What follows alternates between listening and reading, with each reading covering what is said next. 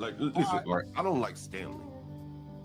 Stanley, the Navy man, thinks he's so wise. He reads all I think the only person I have been with was a Stanley. squint in his eyes, spins still so wild, like ships in the sky.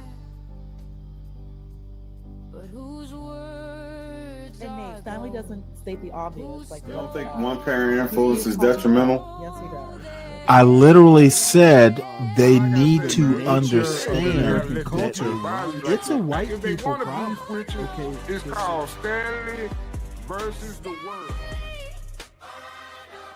You just assume their character by stereotype? I think people do that every day. Okay, I didn't ask you. What do I think it's okay?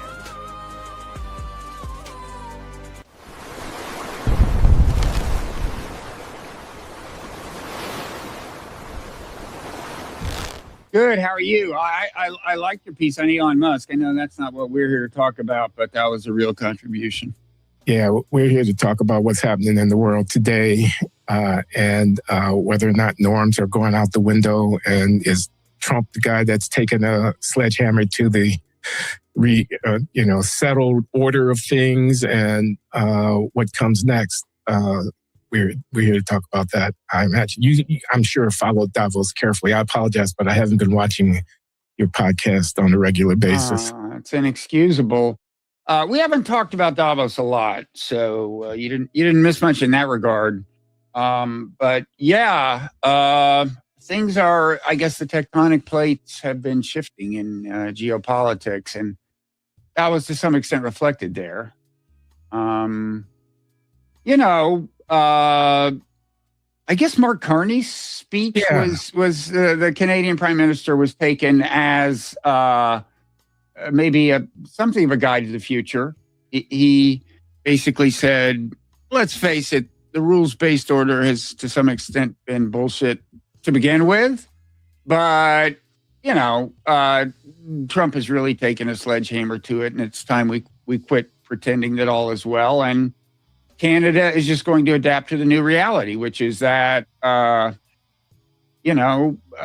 America can't be counted on to play the role it did. The role had been a certain degree of hypocrisy with respect to the rules-based order. I've complained about it as much as anyone, especially the part of the rules-based order that's about transborder aggression. The fact is, most presidents prior to Trump had violated the UN Charter by attacking somebody or other. But Trump does it gleefully, openly, and just openly rejects the norm against the transborder aggression, to say nothing of the international law against it. And then, of course, on the economic front, I think this is what's caused Canada more trouble. And Trump is embracing a kind of economic nationalism that involves a lot of tariffs, as you know, as an economist. And Carney's saying we're gonna cope with that too. I think the whole world is adjusting. The EU has they've negotiated a non-trivial trade agreement with China, I think partly in response to what Trump has done, recognizing they can't count on the U.S. to play the economic role it had. And even Carney is I'm sorry, the EU, the big thing I think was with India that the EU did. Carney, what Canada did was a kind of a maybe token but interesting little deal with China, where they're going to import some EVs and stuff like that. So yeah, but we don't like that. I mean, Trump doesn't like that because that's a backdoor way for China to get around what we're trying to do with them, because the connections between the U.S. and the Canadian economy are so extensive. But yeah. I mean, let's go back. Rule-based international order. Really? Mm-hmm. I mean, a fiction? Let's play that segment, that clip from Yanis Varoufakis raising exactly this point. In the context of a speech which was meant to reveal the hypocrisy of the liberal center, that speech itself was riddled with hypocrisy. He tries to explain why was it that we centrists, I mean him, not me, or you, went along with it and reproduced this falsity. And he said it was because American hegemony helped provide public goods. And I thought, okay, now what are these public goods? And then I read on. open sea lanes. Really? Has he talked to the people of Cuba? The embargo of a whole people by the West, not just by the United States. The next thing was a stable financial system. What? I mean, he was the central banker of Canada when the stable financial system provided by the United States went belly up. To describe the financialization cabal as a stable economic system, financial system. My goodness. Then, what's the next thing? Collective security. Did he ever talk to the people of Iraq, to the people of Afghanistan, later on to the people of Libya? Or is it that these people are brown and, they are far away and we don't care about them? We care about the Danes. Maybe that's what he meant. And then he said, it's supported, that is the international rules-based, or the American hegemony, it supported a framework for resolving disputes. Has he talked to the Palestinians? So what was or is the rule-based international order? Is it a fictive fig leaf covered for American hegemony or something more serious than that? I think to some extent it had been, for sure. As I said, past presidents have violated. When the first George Bush invaded Panama and did something kind of comparable to what Trump did in Venezuela, Bill Clinton bombed Serbia. These things are plainly in violation of the UN Charter. Second, Bush invaded Iraq. Absolutely, it's true, and it's almost been a hobby horse of mine to complain that presidents have not tried to. The way I would put it is nurture the norm of complying with international law. Laws always depend on norms, the norm of compliance. If you actually have to enforce them on a consistent basis, like bring out the cops, you don't have robust laws. You need norms that support them. And I think there was a real chance after the Cold War to reestablish, first of all, the robustness of the UN Security Council as kind of in a way, the icon of enforcement of the law against transborder aggression. I think there's a real opportunity. Anyway, we didn't do it. And Vladimir Putin will be the first person to tell you about this. He complained about that before he started violating it so spectacularly. So, yeah, I agree with a lot of what he just said. And, also as far as like Cuba, Venezuela, Trump is to some extent in the spirit of Joe Biden, at least in the sense of sustaining the economic pressure on those countries and the hostility toward them, even though, of course, Biden didn't bomb anybody. So, yeah, there's a long and that is, what we've done to Cuba is just, I think, we have more than half a century of sanctions, of excluding them from the global economy, and all that's true.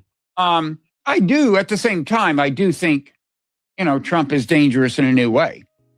He and we may find out before too long. There's talk about Iran. Apparently he felt so good about Venezuela that he's in the mood to do another one of these kind of, from his point of view, I think, low risk exercise. In other words, you just bomb them, or you maybe stick special forces in for 24 hours, as in Venezuela, but there's no risk of, an enduring ground occupation or anything. So I think we're in danger of that happening.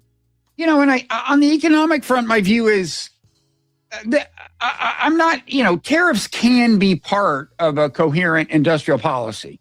But it's just like with Trump, there's just no coherence. I mean, it's just like he wakes up in the morning and, what's the best way to make a headline today? Do you really think that's what's going on? Do you think one guy wandering around in his pajamas in the West Wing is mercurial and psychologically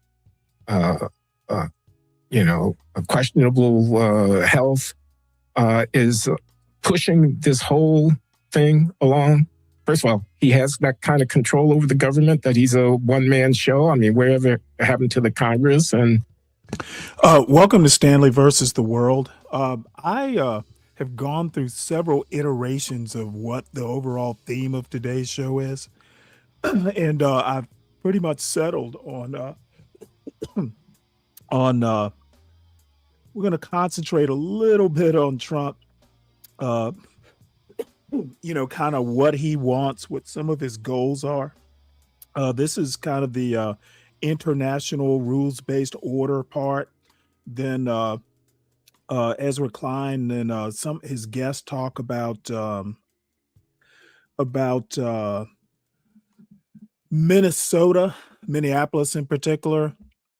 And then I've got another video where Ava DuVernay talks with Timothy Snyder about resistance, which kind of dovetails in with what happened in Minneapolis. Today's title, actually, it was a comment someone made in Nidus's channel yesterday, and I thought it was funny enough to use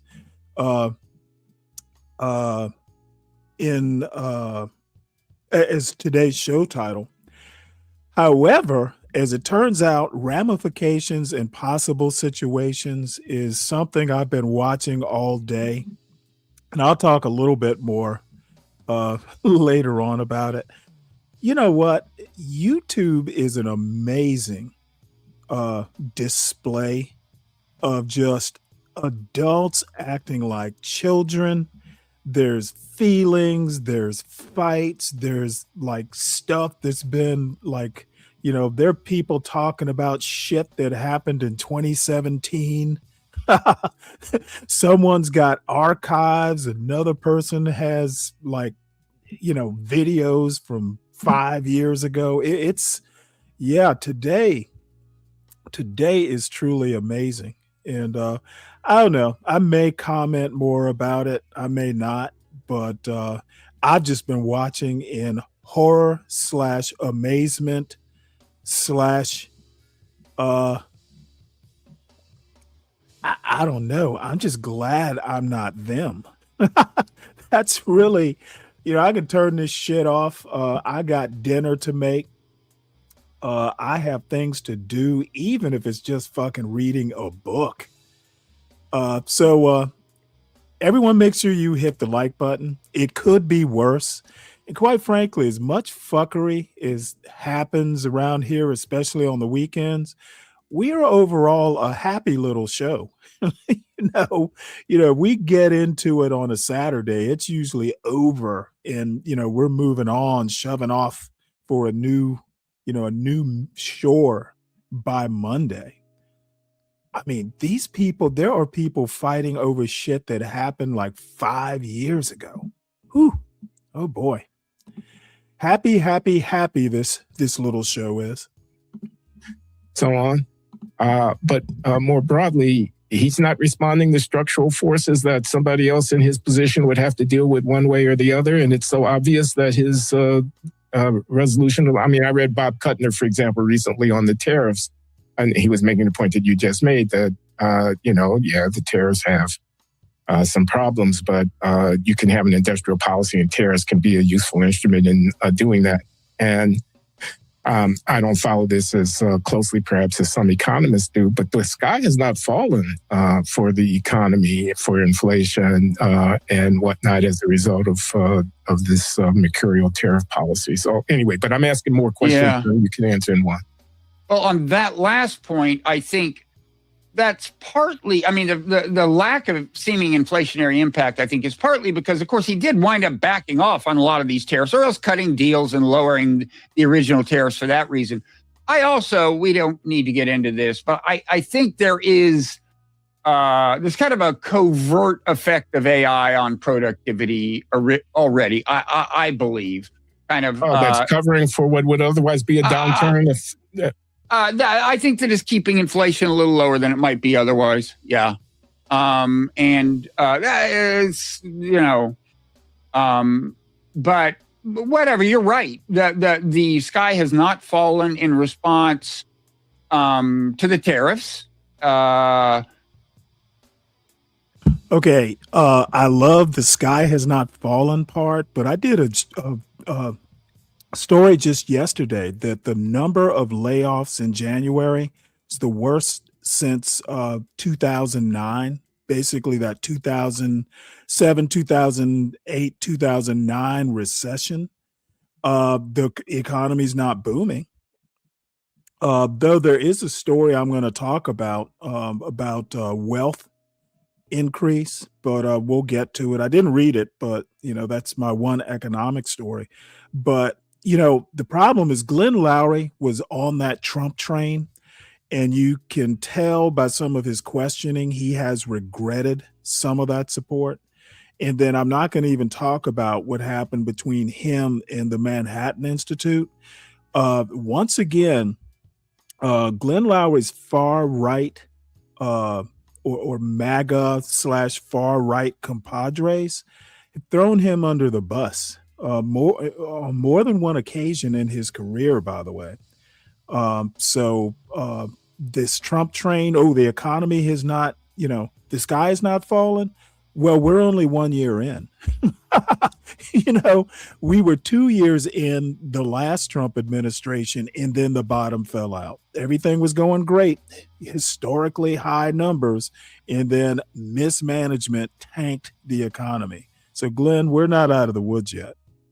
But, at the same time, it's What's just up, kind Queen? of the MO that bothers me. I mean, I don't really see the plan here. I mean, as far as the structural forces, I think that's a good question, and it's a good point. A certain amount of what Trump is doing, you almost could have predicted would kind of happen. I mean, for example, Europe having to become somewhat more self-sufficient for its security, for its national, for its, its defense. That was kind of going to happen. Trump has accelerated it. And maybe it's been productive in the sense of convincing Europe that it actually has to happen. So that was going to happen. There was going to be, and similarly, some reaction to, China's onslaught of, imports from our point of view. I mean, its prowess at exporting things to lots of countries. I mean, in general, low-wage labor abroad has had an impact on American workers. You were going to get a reaction to that. It was going to have something, some of the contours we've seen via Trump. So yeah, a lot of this is structural, but I do think a big. So yeah, he has a guiding ideology, kind of, and this White House, more than in the case of his first White House, and I mean the whole administration here, is set up to serve that ideology. He is no longer constrained the way he was the first time around with a kind of legacy, the kind of bureaucratic legacy of the state. He is consolidated power, within the executive branch, and to some extent at the expense of Congress. And he has filled his administration with a number of people who are devoted to the ideology. And so, I think there's an ideology behind it. I still think one of his main motivations is literally to make a headline every day. And that's a dangerous thing. But I want to go back to international relations, but I do want to talk about candor and whether or not the fiction of the international order, the rules-based international system, which Mark Carney called out in his speech. He gives the analogy of the green grocer from the Václav Havel essay on anti-communist agitation in Eastern Europe. And he says, we middle-sized countries have been going along pretending that everything is okay and participating in a fiction which was a lie, in effect. And the lie was what? That there was international law, that there were rules. This is the thing that Varoufakis is denouncing in his comment that we excerpted. Isn't it better to be honest and candid about what's going on, to pull the covers off? I mean, if the previous regime was a fiction cloaking American hegemony, might it not be an improvement in the state of affairs to do away with the fiction and to call a spade, as it were? Well, I think it's good to do away. It's good to call a spade a spade. It's good to say, that the U.S. violated international law invading Iraq, in bombing Iran, in attacking Venezuela, and so on. It's good to say that, but of course, what Trump is doing is not just calling those. I mean, in a way, he's calling his own spades. It's the difference. He's saying, yeah, I'm attacking Venezuela and not making much of a pretense about it complying with the UN Charter, I guess. I'm all for exposing the hypocrisy. I've been trying, go back and look at what I've written about American foreign policy. I'm on board with that. Hey, Queen, the guy in the orange sweater, that's Glenn Lowry. His haircut is called I'm 75 and I'm happy to even have this little bit of hair.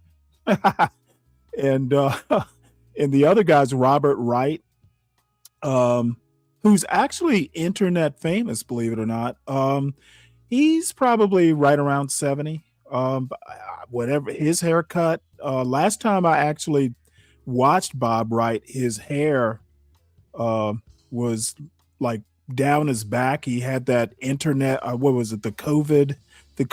I'm going to grow my hair out haircut. Whatever his hair is called now, it's called I'm old, I'm retired, and why should I care? And that's what I call my haircut. It's like I don't have anybody I need impress. That's actually the name of both their haircuts. Let's see, what else do we have here before I restart this? Yeah, I'm familiar with the song. We Don't Get Fooled Again. Dude, we've been, that is like the that Who song is like the theme song of capitalism, at least American capitalism. Just swallowing down your usual 12-inch from Papa John. Is that what you call him, Kelvin? That's interesting. And by the way, as for Mark Carney, he himself is guilty of this kind of hypocrisy within the last year. But and I hope he's right that he's going to turn over a new leaf now. But what Trump is doing, what's that? What are you referring to? Well, Trump may bomb Iran this week, and who knows, Israel may join in. Well, earlier this year when Israel bombed Iran, Carney, it was clear violation of international law, and Carney's response was to say Israel has a right to defend itself. And I'm sorry, but Iran hadn't done anything. So this was like the idea that it was defense. Now, I mean, of course, Israel thinks this is all in its long-term defense, fine. But so far as international law goes, clear violation. Carney implicitly embraced it. And let's just see and warned Iran, like, hey, these missiles you're firing in response are dangerous. Whereas Iran actually was entitled to do that under the UN Charter. It was responding to aggression. Now, we'll see what Carney says. If the United States bombs Iran and or Israel bombs Iran, this will be an excellent test of whether he's really turned over a new leaf. Iran, the sponsor of international terrorism with its support for Hezbollah and Hamas and so on. Iran, an implacable foe of the United States and of Israel. Of the United States? Ally Canada siding with the U.S. and Israel in its opposition to Iran. How's that hypocrisy? It's a long conversation, but, first of all, the way international law works is you don't get to cite something that somebody did a year ago and attack them. Okay, that's just the way the UN Charter is. The conversation about Hezbollah and so on is a long one. I mean, God knows Iran has not done any more of that kind of thing, I would say, than Israel has done. That's just like a long story. I mean, Israel, yes, there have been attacks from Lebanon, no more than there have been attacks on Lebanon from Israel. That's just such a long conversation. And there's also a tendency, I think, to overextend overstate the extent to which these proxies are consistently obedient to Iran and utterly lacking in autonomy. There's a lot you could say about that. But the thing about law is, you just have to enforce it strictly, whatever you think about some kind of moral justification somebody may have for violating it. If the law is going to mean anything, you just have to pay attention to individual infractions of the law. And if they're infractions, you have to call them that. And that's my feeling about international law. The thing about who enforces international law? I mean, isn't that a problem? I mean, this is a more general point than Iran and Israel and so on. Well, I mean, there is no global government. There is no. Actually, no, you're right, kind of. But the answer, in a way, is the UN Security Council is empowered by the UN Charter, which, by the way, we ratified. It's a treaty. Okay, we agreed to the terms of the UN Charter, and the Constitution of the U.S. says that treaties that we ratify become the law of the land of the U.S. That empowers the UN Security Council to authorize the use of force in enforcing law. So, for example, the Persian Gulf War and also the Bosnia intervention under Clinton were both authorized by the UN Security Council and were legal. Okay? Those were legals. And in both of those cases, the U.S. and allied nations were serving as an instrument of the UN under international law. So it can happen. Now, you could get into the details of the enforcement mechanism. Oh, there's John Mearsheimer, a famous advocate of international law. Let me introduce me, John Mearsheimer. He's professor of political science at the University of Chicago. He is a towering figure in his field and is a ever-present force in social media, because I see him all the time making disciples. And I'm so grateful, John, that you are joining us here. I appreciate your time. Thank you very much. My pleasure, Glenn, and glad to be here with Robert. Damn, this is like, believe this or not, folks, this is like, these are three intellectual heavyweights. Wow. Robert as well. Hi, John. How you doing? Good. Yeah, John, you haven't been on my podcast in a couple of years. I think you're due. We'll be sending you an email about that. But I thought you were purposely ignoring me. That's right. All right, so that's just a little brief introduction, kind of into some things we may or may not talk about regarding the Trump regime. And Glenn Loury is a very famous Black conservative. He has had an interesting life. One of the highlights is that he was the first Black tenured and youngest ever economics professor at Harvard. And then he screwed that up. But anyway, I haven't read his book. Don't know that I will, but because I know enough about his life. But I would definitely recommend it if you want an introduction to Glenn Loury.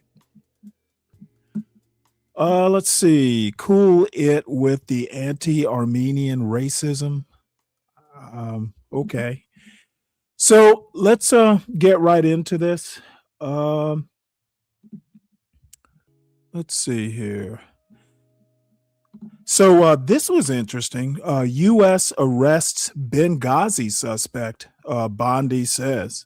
Says here on Friday, Attorney General Pam Bondi announced the FBI has arrested one of the key participants behind the Benghazi attack. Zubair al-Bakush landed at Andrews Air Force Base at 3 a.m. this morning. He is in our custody.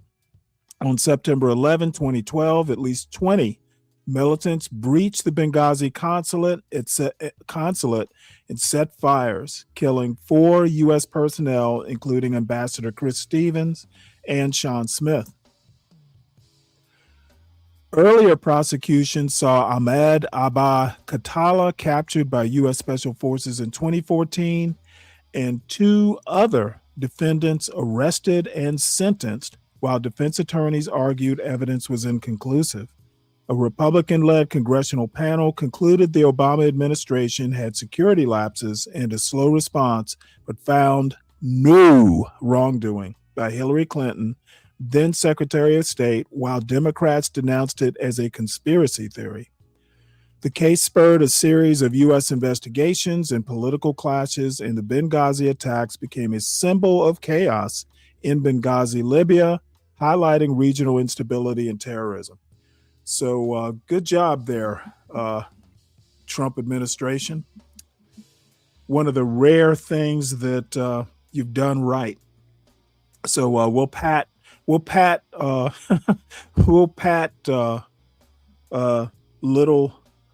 little Cash on the head and say good job, son. All right, well, this Pew Research Center thing dropped today, and I'm not going to get too deep into it. The link is in the show notes, as are all these links that these news articles that I'm reading will have. Well, funny you should mention that, Clarice. This video I just showed was about the rules-based order and how America has always been violating a bunch of things that the UN might have us do. The upshot is Trump is not unusual in pretty much doing whatever he thinks foreign policy should be. It's just, I think Trump is just, if I can find a silver lining, at least Trump is naked about, the intent. Former presidents have been a little bit more reticent about actually why they might invade or bomb or something like that. Trump is just nakedly aggressive. So, if you like that sort of thing, Trump is your guy. All right. So how Americans see immigration officers' behaviors in civilian actions. Most say it's acceptable for people to record immigration arrests and warn others where enforcement efforts are happening. Let's see if there's anything interesting in here. Most Americans say it is acceptable to record video of immigration officers and share their locations. Let's see, how many people did they say how many people? If it is from last, if this is part of the last Pew Research poll I read, it's over 1,000 people. The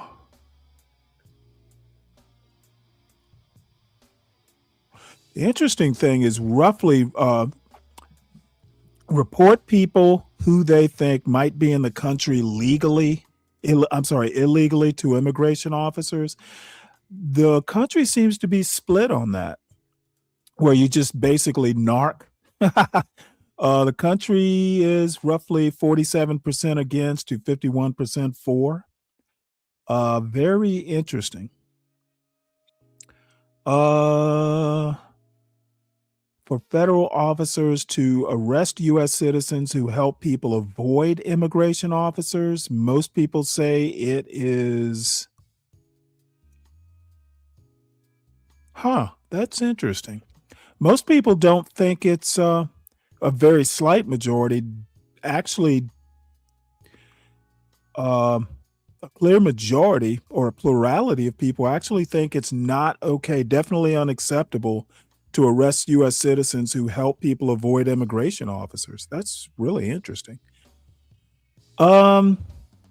Most people very slightly are against federal officers increasing their presence in neighborhoods with many immigrants. Very interesting. A pretty good majority, 61% of people think that it's not acceptable for feds to wear face coverings that hide their identities while working. And an overwhelming, like almost 2/3 of people think that it is not okay to use a person's looks or language as a reason to check their immigration status. Ooh, boy. Let's see. Majorities in both parties say recording video of immigration officers is acceptable, but most Republicans say it is unacceptable to share officers' locations. It's a free speech issue. Sorry, Republicans. Wide partisan gaps in views of actions taken by immigration officers, but many in both parties view profiling as unacceptable. Yeah. So, I think that's about as deep as I'm going to get into this. If anybody's interested, like I said, the link is in the show notes.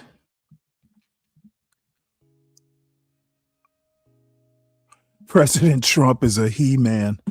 Oh my God. Do you do this just to see if you can get a rise out of people, Kimmy? It is interesting that someone as young as you thinks someone who gets his skin bronzed, he's got a weird haircut.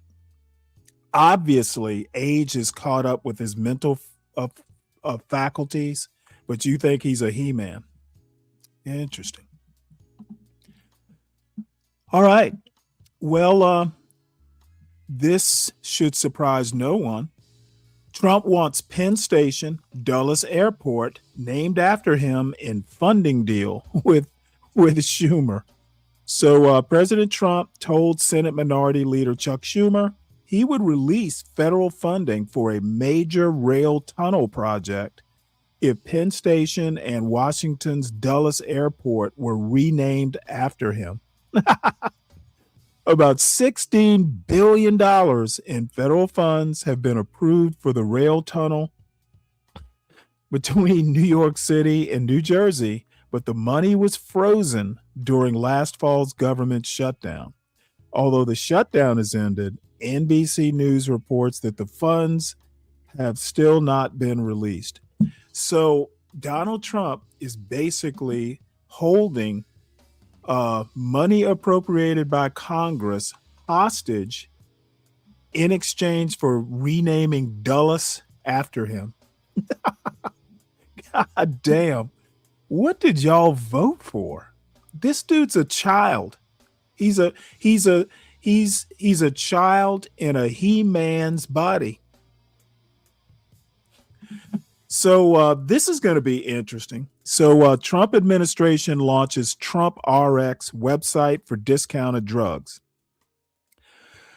At 7 p.m. yesterday, President Donald Trump, joined by Dr. Mehmet Oz and Joe Gebbia, unveiled TrumpRx.gov, a government-hosted site to buy discounted prescription drugs directly from manufacturers. After teasing the plan in September, the administration secured agreements with at least 16 drug manufacturers, including Pfizer, Eli Lilly, and Novo Nordisk, under the most favored nation's pricing policy. Purchases on TrumpRx will require cash and will not accept insurance, launching with over 40 drugs, including Ozempic, Wegovy. I have no idea what that is. With prices like Ozempic at $350, Rayataz cut to $217, the White House said.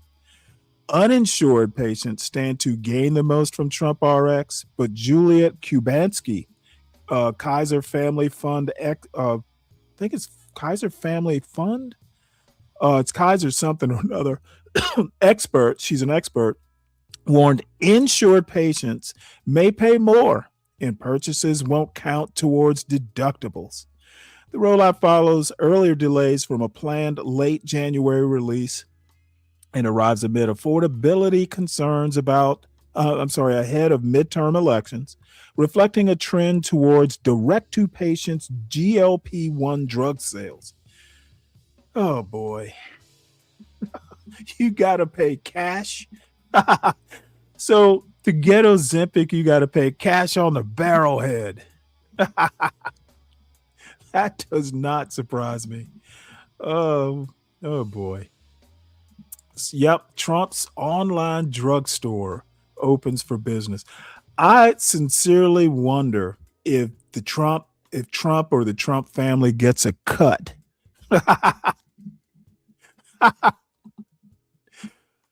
um so I kind of mentioned this earlier about affordability. This is from the Washington Post editorial board, who seems to be writing a lot of stuff these days. Washington Post is pretty much going to become a little bit more of a centrist version of the Wall Street Journal or the Washington Examiner or something. So the editorial board asks, are Americans getting richer? New data might surprise you. Workers have proven resilient over the past decade despite inflation and valid affordability fears. This is just what Donald Trump wants. So let's play this. This is short. Try reload. What the fuck is wrong? Why are these things not loading all of a sudden?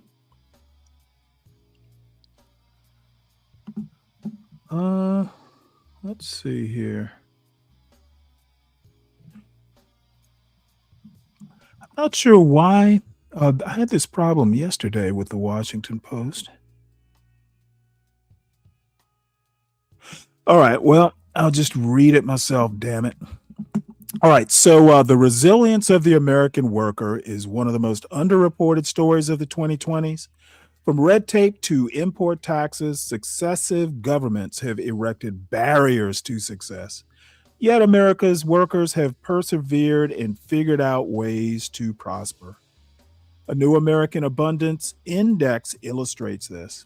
The project from Human Progress, an arm of the Cato Institute, reveals the steady rise of the average worker's purchasing power. Bullshit. The premise of the index is simple. How many hours do you need to work compared to the month or year before to be able to afford the basket of goods, which is a standard set of household items and services that comprise the Consumer Price Index used to calculate inflation? In other words, what they've done is they've cherry-picked some statistics to manipulate to give everyone the illusion that prices, that people are getting, that workers are getting richer and things are more affordable. Just another set of numbers to manipulate. So the time price is how many hours of work it takes to purchase the basket of goods. The abundance is how much of the basket 1 hour of work can buy. The story told by the index is a very good one since record keeping began. Abundance for average private sector workers comes out to a net increase of 13.8%. So basically, since March of 2026, there has been a steady increase of time price. Basically, how much time does it take to afford a quote basket of goods? It increased last year, in the past year too. The index shows the average private sector worker saw prices rise by 2.7% from December 2024 to December 2025, while their hourly wages grew by 3.8%. This means workers could work 1% less to buy the same basket of goods. Put differently, workers could afford 1% more stuff. This just does not ring true. The reason for this is that earnings have continued to outpace inflation. So long as wages increase faster than inflation, the worker gets ahead. And it's not just desk jobs that have enabled workers to purchase the same amount of goods and services for fewer hours worked. The gain for traditional blue-collar workers is even higher, a historical net increase of 18.4% since 2006. Abundance has increased more for U.S. blue-collar workers since 2006, according to this. Despite workers significantly increasing their purchasing power over the past 2 decades, the past 5 years have taken a toll. The self-inflicted pain of printing vast sums of money during the pandemic sent the annualized inflation rate to over 9% in 2022, far outstripping raises.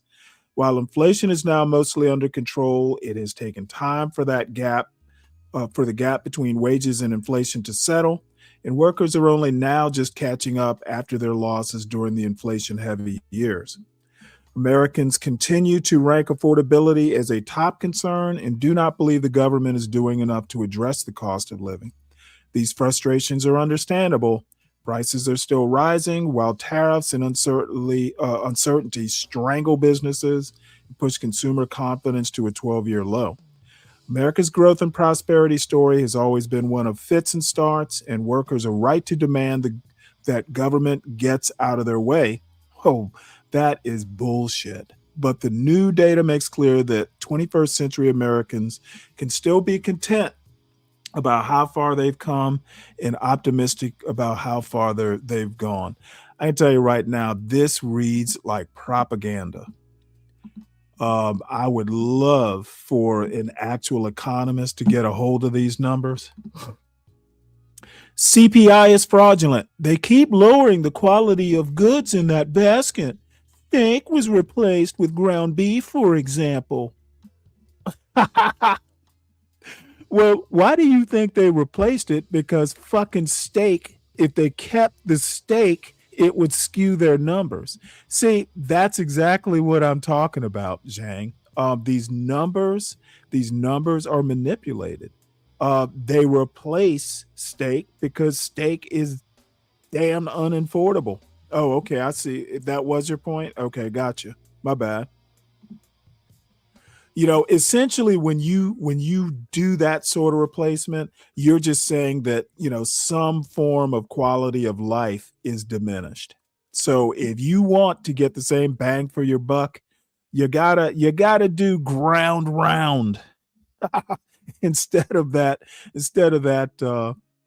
that bone-in ribeye, which by the way, bone-in ribeyes got to be my favorite cut of beef, especially if they're tomahawk steaks. All right, Queen Sunkissed, if you are still there, here is your story. Trump deletes racist video of Obama's after outcry. And the outcry actually came from an interesting place.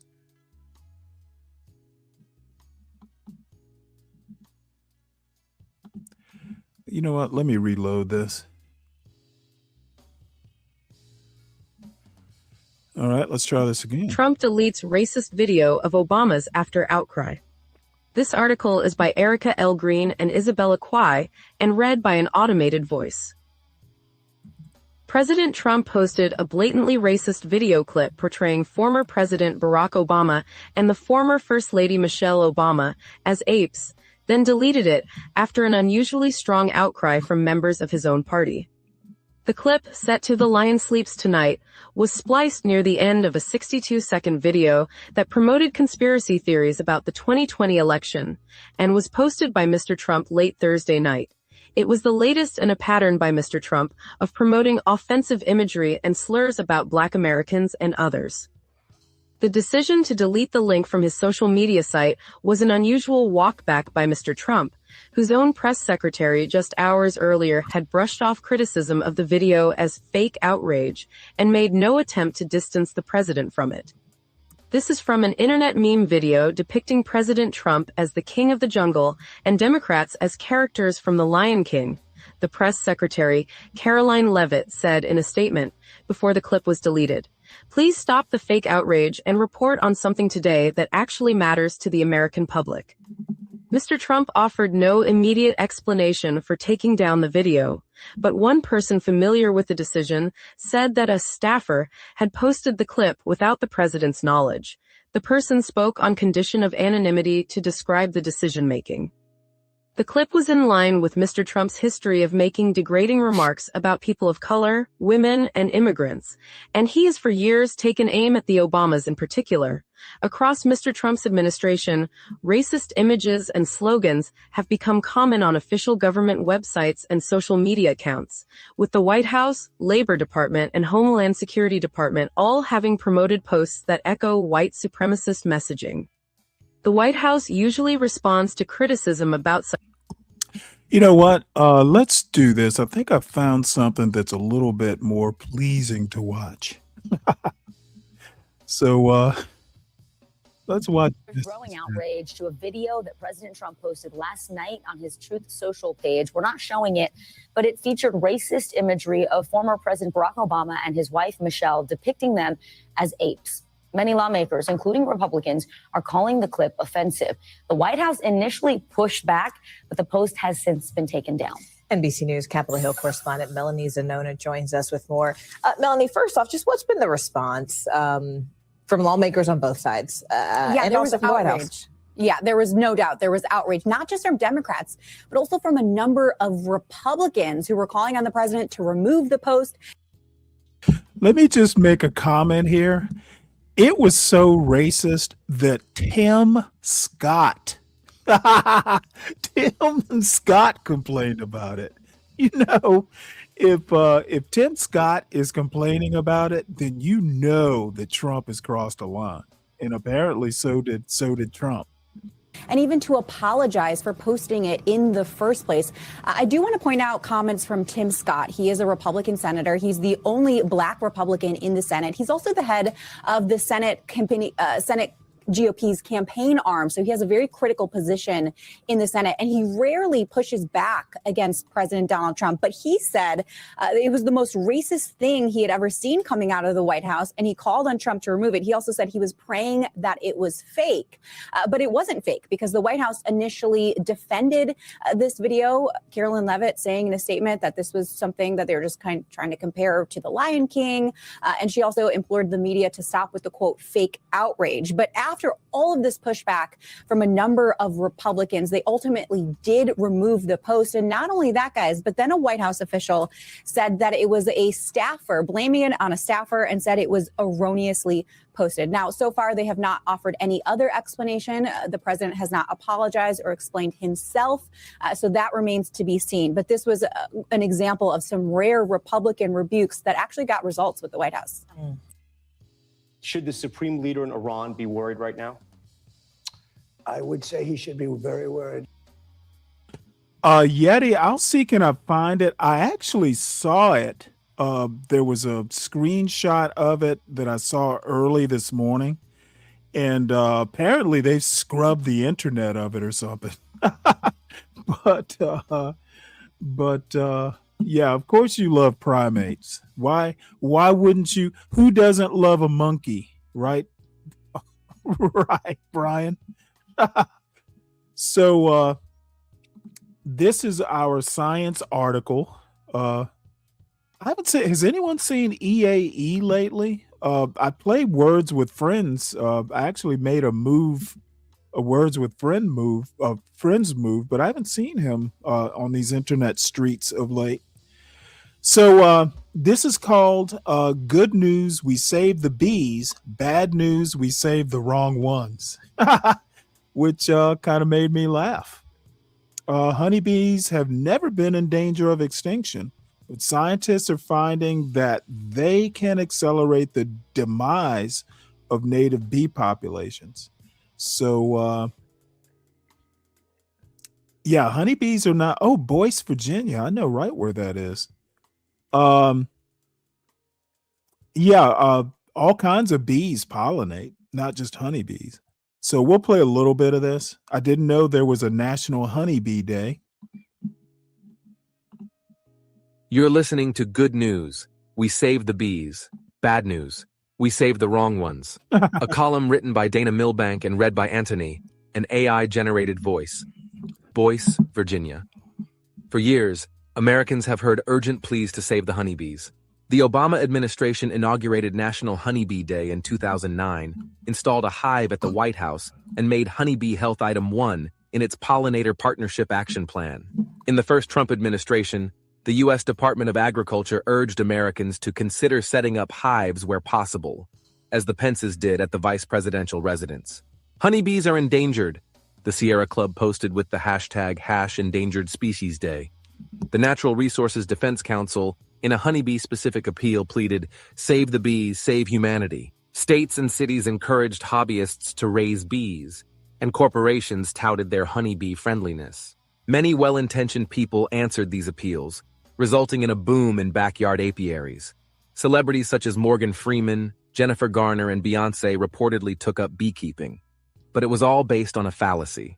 Honeybees were never in existential trouble, and well-meaning efforts to boost their numbers have accelerated the decline of native bees that actually are.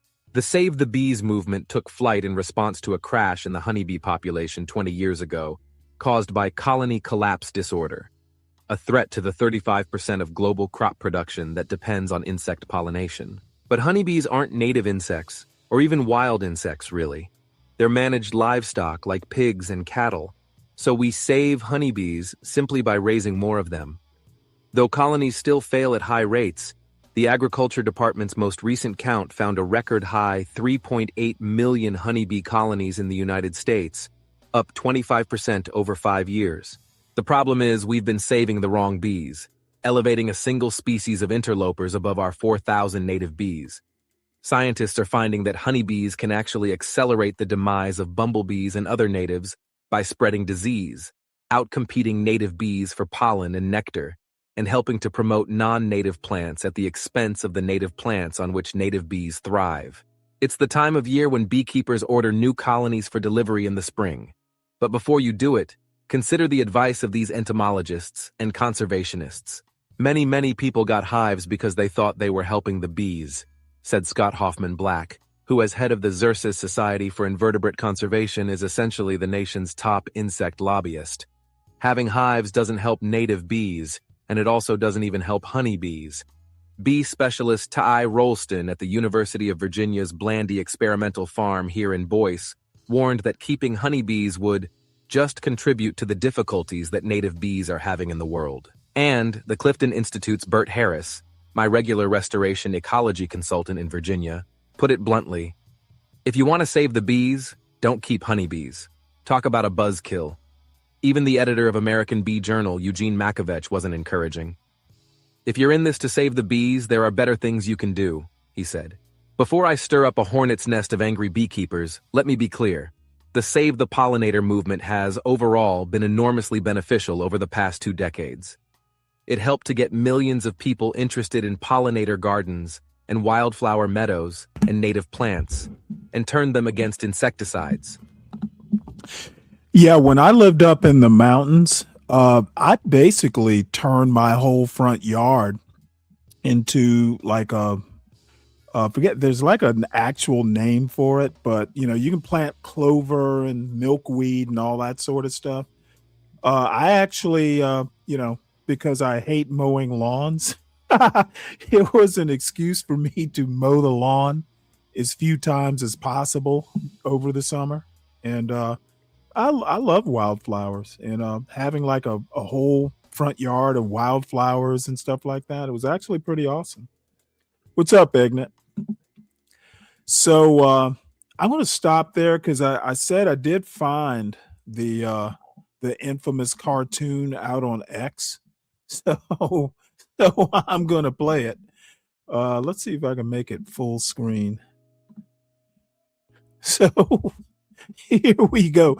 Now I need to point out that this is the fucking president of the United States posting shit like this. And it's not it, just take out the Obama race part. Why the fuck is the president of the United States posting cartoons?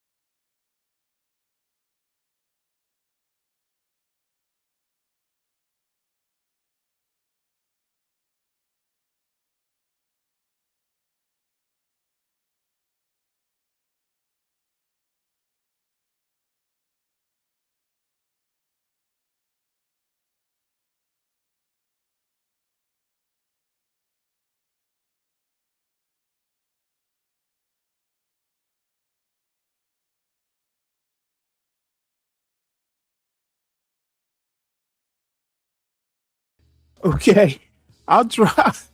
I will post this link. It's the X link into the show notes. And once again, I want to say that I'm sorry. Posting shit like this is just, in my opinion, takes away from the dignity of the office of President of the United States. I don't care how funny it is, how innocuous it is. I like a little gravity in my President of the United States, and this is some kindergarten shit. Whose dignity? Well, ours as a country, for starters, Kelvin. So the link is posted if for all of you all who enjoy this sort of thing. I have to admit, it made me laugh, but not in a good way. Not in a good way. So on a sad note, Sonny Jurgensen, one of Washington's greatest football players, has died at 91. I'm not quite old enough to remember Jurgensen playing for the Redskins. However, my wife's family, they were like huge Washington Redskins fans because we lived, in Fairfax, which is, right a suburb of DC, basically. So there have been many a Sunday where we would, like Sunday revolved around Redskins games. And I've even been to a few Redskins games with my father-in-law. So rest in peace, Sonny Jurgensen. He was actually a really good color radio announcer for the Redskins. So yes, of course I can say Redskins. Oh, hey, I have a Monday Night Football T-shirt, like an original Monday Night Football T-shirt. Dude, talk about racist. It was the Redskins playing somebody or another, and they had like the Redskin, the bloodthirsty looking, Redskin. I think he's got a tomahawk. And I generally don't wear it out, but I certainly wear it around the house, and they will always be the Redskins. I got Redskins jerseys, sweatshirts, paraphernalia. So I'm not ashamed to say Redskin, son. All right. So that is a bit of sad news, and we shall transition into our video and commentary part of the show. Doesn't look like this is going to be that long a show unless something interesting happens. Everybody, by the way, it is Friday. Make sure that you support the show by supporting the host. The Sovereign Beer Fund is open and thirsty for for donations. So don't be shy. I'm willing to stay a little longer if we can get up a collection for a nice 6-pack of Guinness Stout. If not, when the show ends, I have Cacio e Pepe, a bone. What do you call it? A bone-in chicken breast, and some stir-fried vegetables I'm going to make for dinner. So there we go. So anyway, this is Ava DuVernay, the director, who happens to have a Substack page where she dabbles in politics. And some of you may know Timothy Snyder. He is actually a historian of Eastern European and Russian history, but he is a public intellectual who has been talking a lot about authoritarianism. He happens to be an expert on that. So this particular talk is called The Logic of Resistance. So it's only not even quite 30 minutes, so it won't be too long, and hopefully not and we anal. all woke up to some pretty intense. It's Friday afternoon, and we all woke up to some pretty intense news. What looks like a pretty clear Boner chicken. constitutional violation but I'd be interested in what you first thought when you heard the news this morning about Don Lemon's arrest. I mean, the very first thing I thought was, we've got to stop like buying it every time people tell us they're letting up. Like, they're not letting up. They're not letting up in Minnesota. You know, they make these small tactical withdrawals, but they're still arresting people in Minnesota, and they're arresting these journalists because of things they did in Minnesota. You know, and so that was the very first thing that I thought. And then the second thing that I thought was, man, everybody has to talk about the First Amendment now. Like, everybody has to talk about freedom of speech now, because this is as obvious as it gets. They're putting it in our faces, and we've got to be clear about it. Yeah.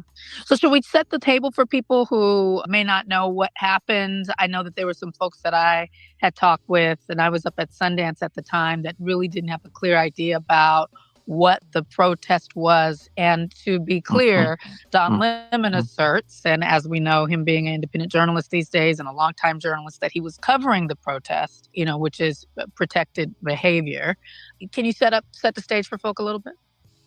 Okay, also let's just go way back, right? So let's take 5 steps back. So we're in a situation where we've got masked men wearing mismatched camouflage, who are trespassing, carrying out assault and battery, and occasionally murdering people on a very large scale in essentially blue cities, under the cover of saying this is immigration enforcement.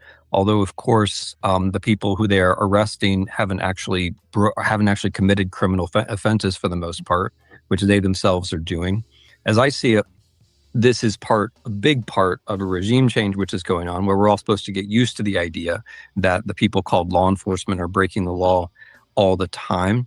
And it's a big part of regime change also, in the sense that we're supposed to accept that the border is everywhere. And so the border can be enforced everywhere. And so in every bedroom or every basement, wherever you are, there could be somebody who's enforcing the border of the United States of America. And since the border is a place where the law doesn't apply, then we're all supposed to get used to the idea that masked men can come in and do anything, anywhere, right? And a lot of good folks in Minnesota have been organizing against what was in fact the biggest raid by these people who were called ICE.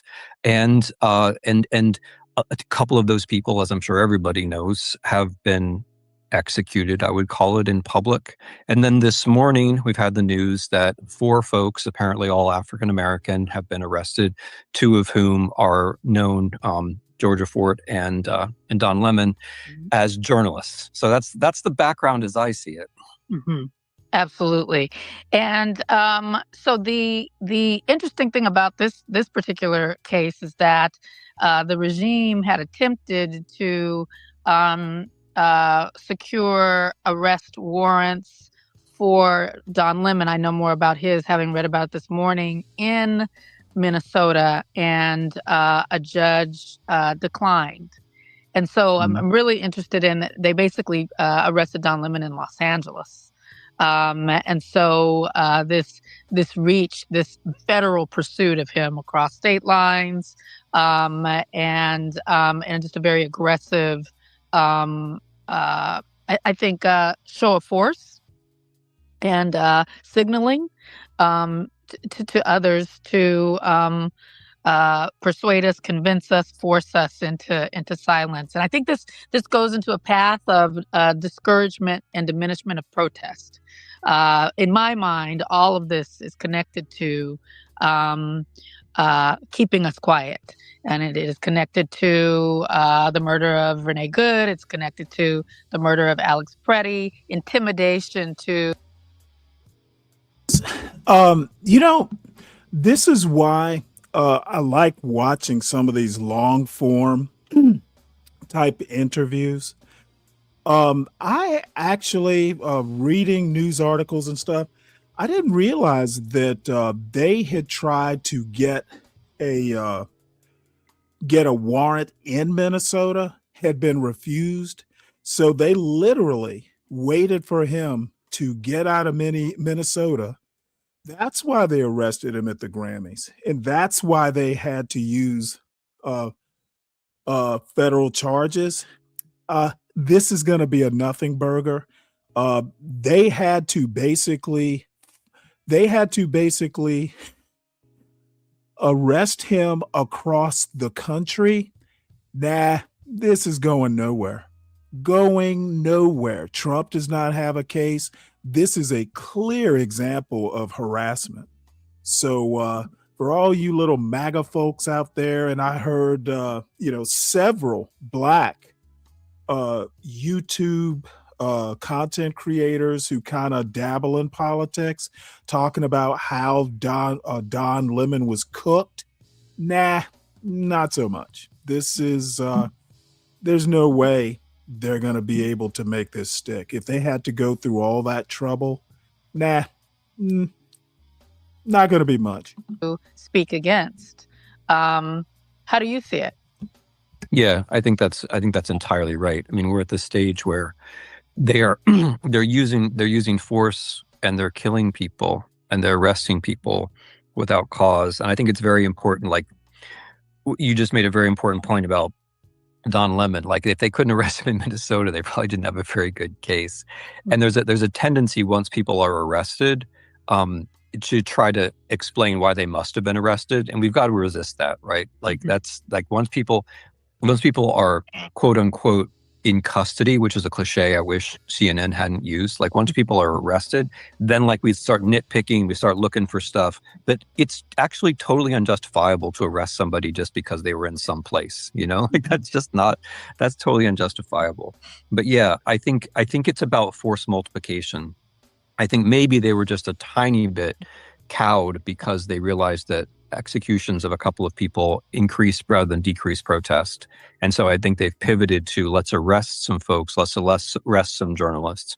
And it's very early, but I can't help but think that it's meaningful that all these people who were arrested today, and both the journalists that we know about so far, were African American, because there's an obvious divide and conquer element there. But also, you play on the quiet racism of, well, maybe they weren't really journalists because just look at them, like there's that element of racism. Like, maybe they're not really journalists because they're Black, right? And I think I just can't help but think that's part of it. And yeah, but your overall point, I think, is the main point, that we are still in a position where if we organize, we can win. And so they're counting on the multiplication effect of deterring people and frightening people here. Yeah, they're counting on that, and I think it's important for us to arm ourselves and to talk with each other about how to do that. Most recently, I just wrote on the Substack about just a very people always ask, what do we do? What do we do? You need to be able to defend a position even in your day-to-day conversations. So one of the ways that I saw this slipping was a couple of days ago with the new footage of Alex Preddy and a protest that he took part in the week before his murder, where footage from that was being used by the right to justify his cold-blooded, point-blank, 10 shots, unarmed, on his knees, murder, execution, if you could say that. I think you can.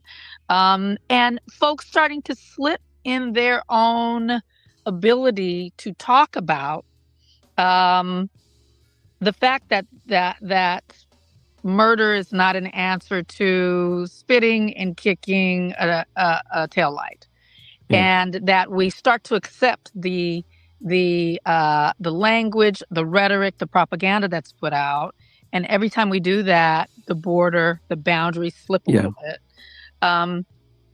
Can you share? Did you feel that with I felt people start to step back a little bit. Oh, maybe he wasn't such a good guy because he kicked the tire or whatever he did, and the equating of that to some kind of reasonable, plausible excuse for what happened. I think there's an overall dynamic which we have to see and resist, and that is the idea that our side has to be absolutely perfect virgin martyrs at all times, and their side is permitted to do everything at all times, and no matter what, we're the ones who have to apologize. Like that thing, we have to get out of it. Like that, basically, like that whole domestic abuse paradigm where no matter what happens, it's us because we weren't perfect. And no matter what they did, it's okay because they're them. So, on the one hand, it's really important to accept that like nobody's perfect, right? Like the whole reason why it's wrong to take a human life is because we're a human, we're not abstract, perfect AI digital things. We're human beings and none of us is perfect, and that's the second thing, that we really can seize the ethical high ground here, right? Like if the ethical argument is that it's okay to kill somebody because whatever, we can't respond defensively to that. We got to seize the ethical high ground there and say, okay, you're against breaking taillights. We're against murder. We're against murder. We're against arresting people. We're against breaking the Constitution. If you want to have a moral argument, like we're going to win this moral argument. Yeah, it's not even an ethical. You're exactly right. It's ethical, it's moral, but also it's legal. The answer to someone spitting in public, the answer to someone kicking a taillight is arrest, not murder. And so if we want to just go back to the law of the land, we're dealing with the law and order party, right? Just to look at what the law says, these are unreasonable. This is an unreasonable justification. And what I want to try to share with people is not to even get into that conversation. You can cut it off, as Tim is saying, ethically, morally, legally, none of it adds up. And yet, we find ourselves, I have seen it. I feel it even within me, and I've seen it with other folks online. I wish that video didn't come out. And this gets back into a lot of what we learned with the civil rights movement, where folks that put their lives on the line for that were dressed impeccably. They had to be perfect because there was no room for anything. I won't even say error, no room for imperfection, because it opened up the criticism that their cause was not just if they were not perfect. And there's no perfect victim. There's no perfect human being. There's no perfect person. So even trafficking in that, allowing yourself to get into that conversation, I think puts us in their territory, on their turf, and on their turf, they win. And so I've learned so much from reading your book and reading your works. You have many books and many articles and many talks. But On Tyranny was really it's like a textbook for me, like a Bible for me in so many ways. And for the ways in which we can stand up, and we need to continue to refresh that every day as new tactics and time-tested tactics continue to be deployed against us. Can I ask you a little bit about the overall outlook for what people should expect? You do great at kind of forecasting ahead, and I think that is what's been so formidable about your work, is it helps us prepare. So from the things that you've seen this last month, January, the things that we have to look forward to so that we can think about it and prepare for it, even mentally and emotionally. What's to come? Yeah, that's a great question, because they're going to do their thing, and the question is whether we feel all right about doing our thing. And we're going to feel all right about doing our thing if we first, like, if we're not surprised, right? We can't be surprised. They're going to do their thing. We don't have time to be surprised. And secondly, we have to be together, right? We have to do things together. We can't let ourselves be alone and frightened. Whatever we have to organize, we have to do things out in the real world. As far as what I think is going to happen, I mean, in the real short term, I expect on February 4th or thereabouts for there to be a major ethnic cleansing operation of Haitians in Springfield, Ohio. There's a whole trajectory here with the vice president following this Nazi rhetoric about the Haitians eating dogs and cats, and their legal protections have been removed in such a way that they, as of February 4th, they will no longer have the right to stay. And Springfield's a small place, and I think this is going to be a really large action. So I just want. By the way, for those of us who remember, I forgot. I forgot about Wiener. Oh yeah, that was the creep of creeps. For those of us who remember Springfield and John Galt's investigative reporting on Springfield, Ohio. It was Governor DeWine, the current Republican governor of Ohio, who basically brought Haitians there in the first place. That part got left out by the Trump campaign. And I have also heard that, the next place they're going to go is Ohio. I guess it'll be around Springfield. Dude, Springfield is a small town, and I can only imagine the utter chaos that they're going to cause in small town Ohio. And those Haitians were brought there to work in the Toyota plant. So a lot of them, have had work visas, actual legal status. And the other thing, a court struck down, they tried to end TPS for Haitians. Like maybe it was last week or something that I ran across the story, and that was denied. So I'm sure that's going to be appealed somehow. So it's funny they should mention Ohio. That could very well be the next ice surge. Wanted to put that out as something which is pretty predictably the next big horrible thing. In the long term, it is and isn't about the elections. The opposition party, the Democrats, are going to clean up in these elections. They're going to win, but they've got to win by a lot because people are going to be messing around with these elections, and we have to expect that. That's normal. That's part of the situation we're in. They're going to try to cheat, but we have to have big turnouts, and we have to be confident we're going to win, and we have to pull through.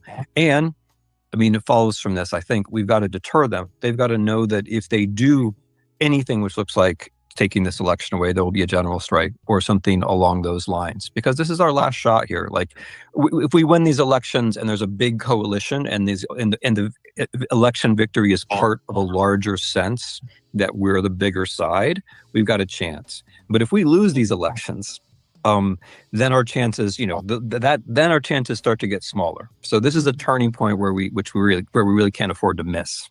Yeah.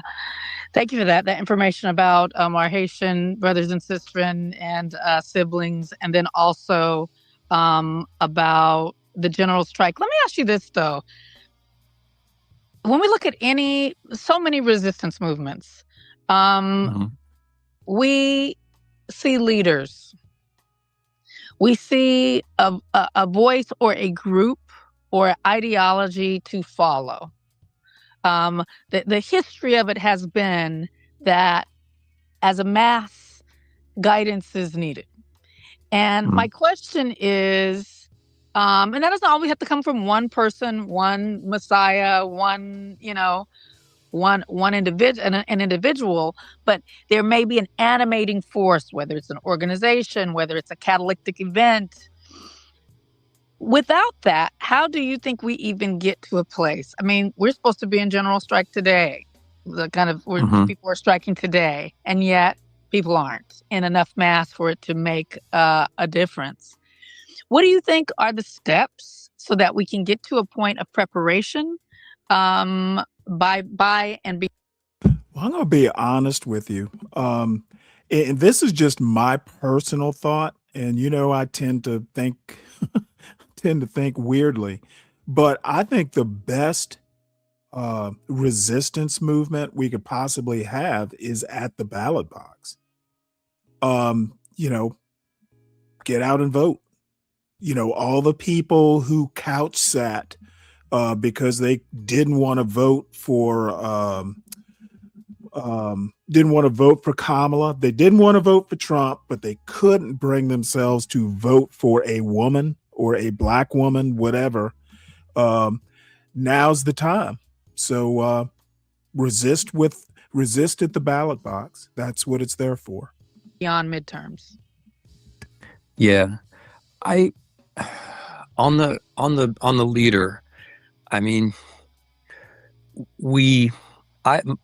my take is that by 28, there will be people of whom we may not even have heard yet, who we will acknowledge as leaders. I think that's as a long we time. get through, yeah, I know, but what I don't think is that, like, I don't think we need that person. I think that the organization has to look like it did in Chicago or in Minneapolis, where first people are reacting to the thing that's right in front of them. and they use it to draw lessons, and they use it to exemplify courage so that other people can follow the practical lessons and see the courage. And I also would really, really not underplay the significance of the big protests. There's the next No Kings is March 28th. There'll likely be another one a few months after that.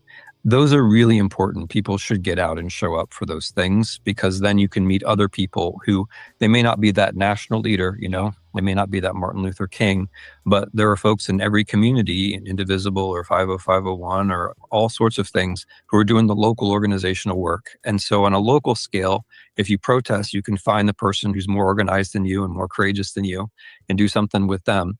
I think the big protests provide the framework. And I think that may be the next, that March 28th is the next thing that a lot of us should be thinking about. Yes. And I think in preparation for March 28th, since there's been a very demonstrated escalation of violence in the streets, and that the protests allow for a staging ground for kind of these authoritarian, physically violent tactics. The thing that I get a little bit afraid of is when I see folks and you want folks of all kinds who've never protested, or older folks, or all kinds of people out there, but really to be prepared for the kinds of tactics that folks may not be used to. Because if anything about these last two protests and the murders, these were protest actions in which these took place. And even though in a smaller stage in Minneapolis, I believe it's a training ground for what we might expect in larger protests. And so would you be able to share a little bit, just from your knowledge, about the ways in which we need to conduct ourselves and what we need to prepare for, even in a protest environment? That's a wonderful, important question. And as you know very well, from the history of the civil rights movement and the history of political resistance in the U.S. as well, nonviolence is about your side. The reason why you're a nonviolent resistor is because the other side is violent. If the other side wasn't violent, you wouldn't have to have nonviolent protests. And nonviolence doesn't mean passivity. It doesn't mean doing nothing. It means showing up and taking a certain kind of risk.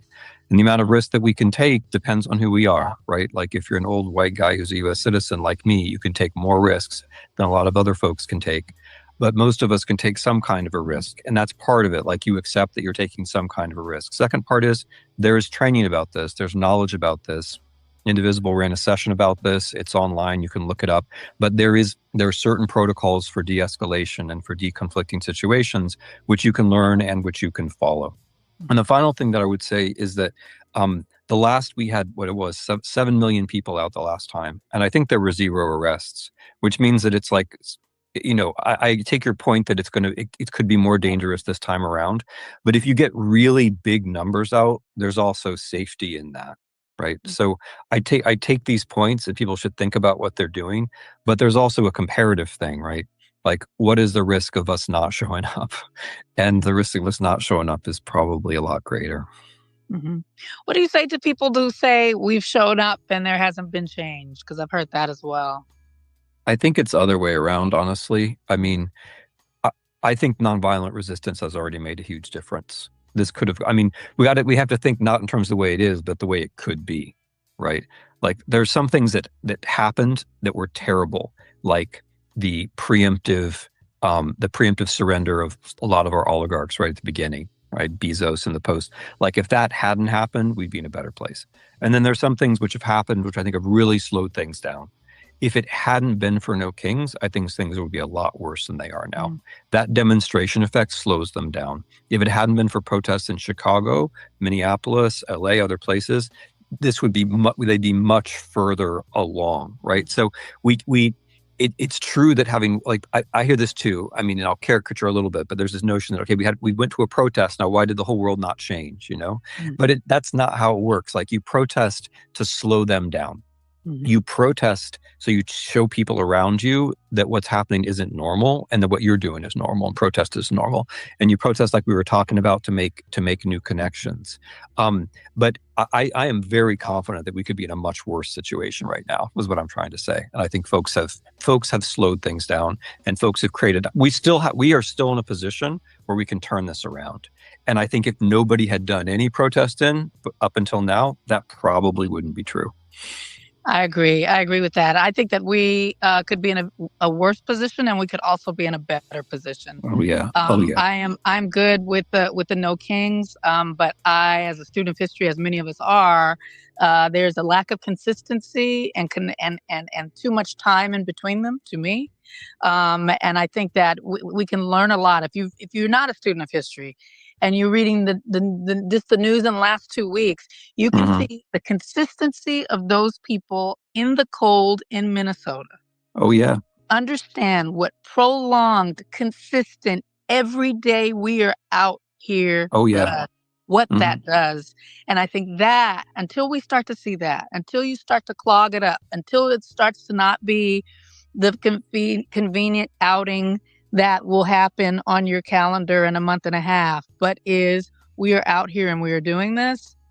When it gets to that point, that is when you see pressure on systems that actually, I think, starts to be more than a slowdown. And I hope we get there before more tragedy makes it so. But it feels like tragedy is the only thing that makes us move. You know, if you look at the George Floyd protests, if you look at what's going on in Minnesota now. And that's the thing that is the challenge here. The organization is coming in reaction to really horrific events. So what has to happen for there to be kind of this consistent? I mean, it's not masked people in the streets. Like what will it be? And so, about a year ago, friends and I would say, well, what's going to be the thing that makes us be like, we're Tim, we're out of here. What is the thing that makes us get to a safe place? And it seems like the bar and the line just keeps moving because we're inundated every day. So I don't know. My hope is that, we can get to a place where there's more consistent and powerful protests beyond no kings. How does that sound to you? Do you agree with that, or do you think these larger protests are enough? No, I agree with you completely, but I think it's all the above and more. Okay. So, Yeah. the reason no kings is good, I think, is precisely like the planned bit, and also that it is fun. Like that's good. Like it's not the only thing, but it's good. Like the day out, it's good.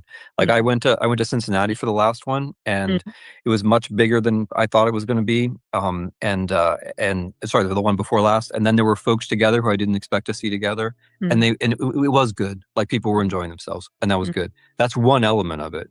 Another element of it is that in your locality, when something is happening, you got to respond and you got to stick to it. And that's the Chicago example. And even more, that's the Minneapolis example. And I'm with you there. Like when they prick with the pin, you got to be around that. When there's a wound, you got to be around that. You got to surround that, and you have to react, and you have to be stubborn.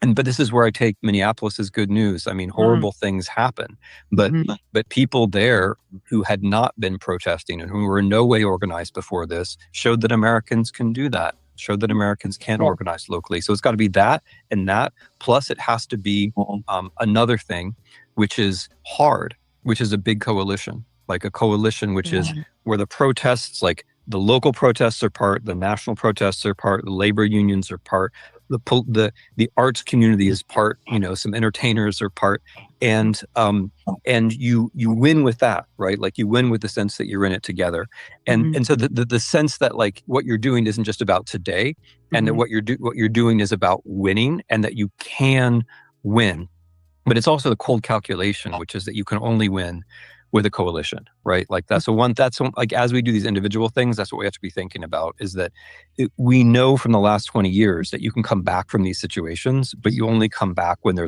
is a coalition. And that coalition means different kinds of groups, but it also means far left to center right. If you don't manage to hold in that from far left to center right, then you end up losing.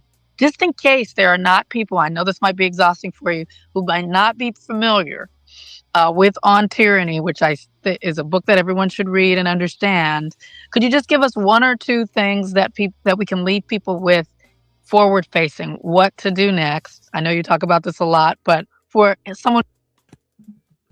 By the way, he does. I actually read On Tyranny.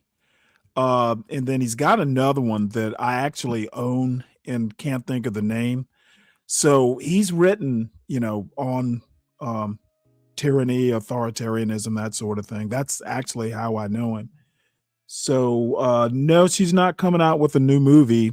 She has a Substack, CK, and she's interviewing Timothy Snyder, this historian. Who's never heard of you. What would be a couple of things that we can give as a takeaway? Yeah, I mean, first of all, it's like absolutely okay never to have heard of me. and secondly, the main ideas in On Tyranny are about how everything is a little bit familiar. So with history, whether it's African American history or the history of other forms of oppression, you're not surprised. History teaches you that nothing is completely new. And in our conversation, you've given several examples of this already. And since nothing is completely new, we don't have the luxury of being surprised. We can be shocked, but we can't spend a lot of time being surprised. And so for me, the number one lesson, and it's number one on Tyranny, is the don't obey in advance lesson. And that means don't normalize, have your own idea of what's normal, lean forward. And a good application of that today would be how to react to these arrests of journalists, where you see some mainstream media accepting the framing, like he was taken into custody for role in protest or whatever. And that's obeying in advance. Like that's accepting what the government is giving you. You got to think for yourself. If you're a journalist, you should say something like, individual arrested for exercising his First Amendment rights or something like that. Don't lean into what they're giving them. That's the very first lesson. And then the very last one is, I'll skip ahead to that, number 20, is because I think it sums up our conversation a little bit, is be as courageous as you can. Mm-hmm. So different people are coming from different points, but we're all going to have to lean out some. And it isn't all going to be fun, as you say, but it may not be fun always, but it's a lot better than looking back and saying, yeah, there was a thing I could have done, a small thing, a medium-sized thing, maybe even a big thing. And I didn't do it. I didn't do it in time. We've still got time. Still got time. Not much, but we've still got time. Not much, but we still got time. And just piggybacking on what you're saying, even in the latest Substack that I just wrote about our own words. So you're talking about journalist words, but also, when we're saying ICE, when we're saying law enforcement, the words that we're using to describe actions, when we're using their terminology to describe what they're doing, we're working within their framework. And when we're on their turf, they win. They have the upper hand. So it's really reframing even how we're describing things, saying things. People say, what can I do? Say, watch your mouth. Watch your own mouth and your own ears and just control that, if nothing else, to interrogate the very words we're using to describe what's happening. Often we're being fed what to say, what to think. And that's the first battleground. I learned so much from you, from your writings. It was such an honor to speak with you today. Thanks for taking a little time. Oh, come on. I'm really happy we were able to do it. And thanks for what you're doing. I'm looking forward to seeing what you do next. All right. Well, that is that. Couple things. Hey, Rick, did did John Galt do a show today? I'm kind of curious. I saw you were that show. I was curious after his 2-week absence, what he would have to say. So I looked at that one show that he did. I don't know if it was the first one that came back, where he was discussing his demonetization. And I saw you were in the chat. I'm curious to know. Oh, is he? I'm curious to know if what your impressions are. And then the other thing is, now that John is demonetized, ask him if he wants to come up to the show for an interview. At one point in time, I was too small, and I wasn't monetized. But now he's a bigger show, but we're not monetized in in common. So you might want to float that idea. He's not banned in my chat. He can come over and hang out, come up to the chat anytime he wants.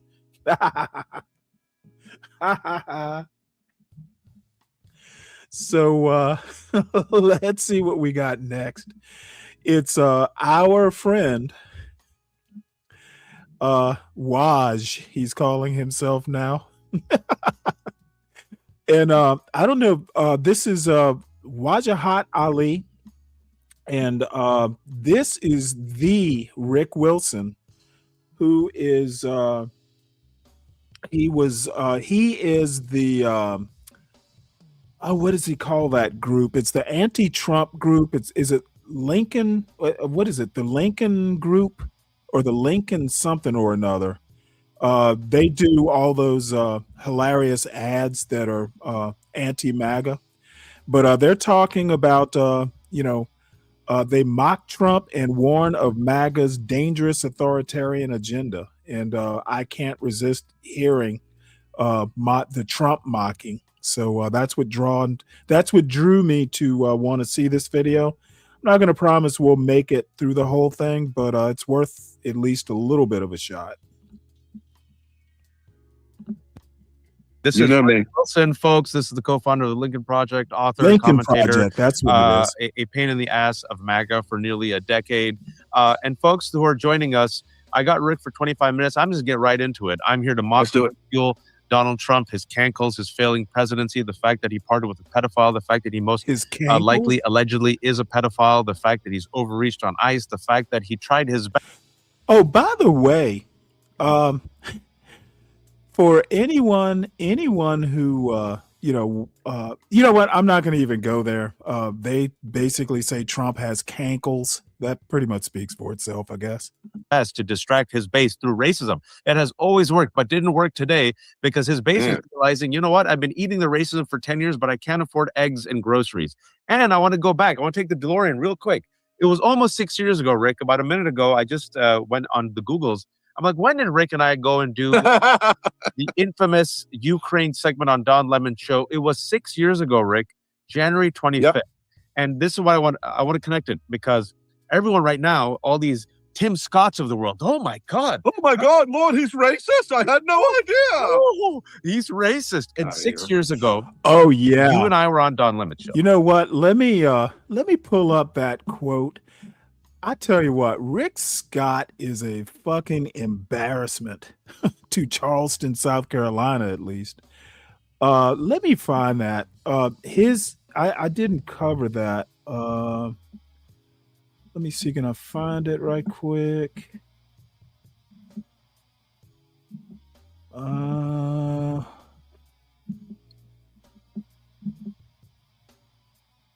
Damn it.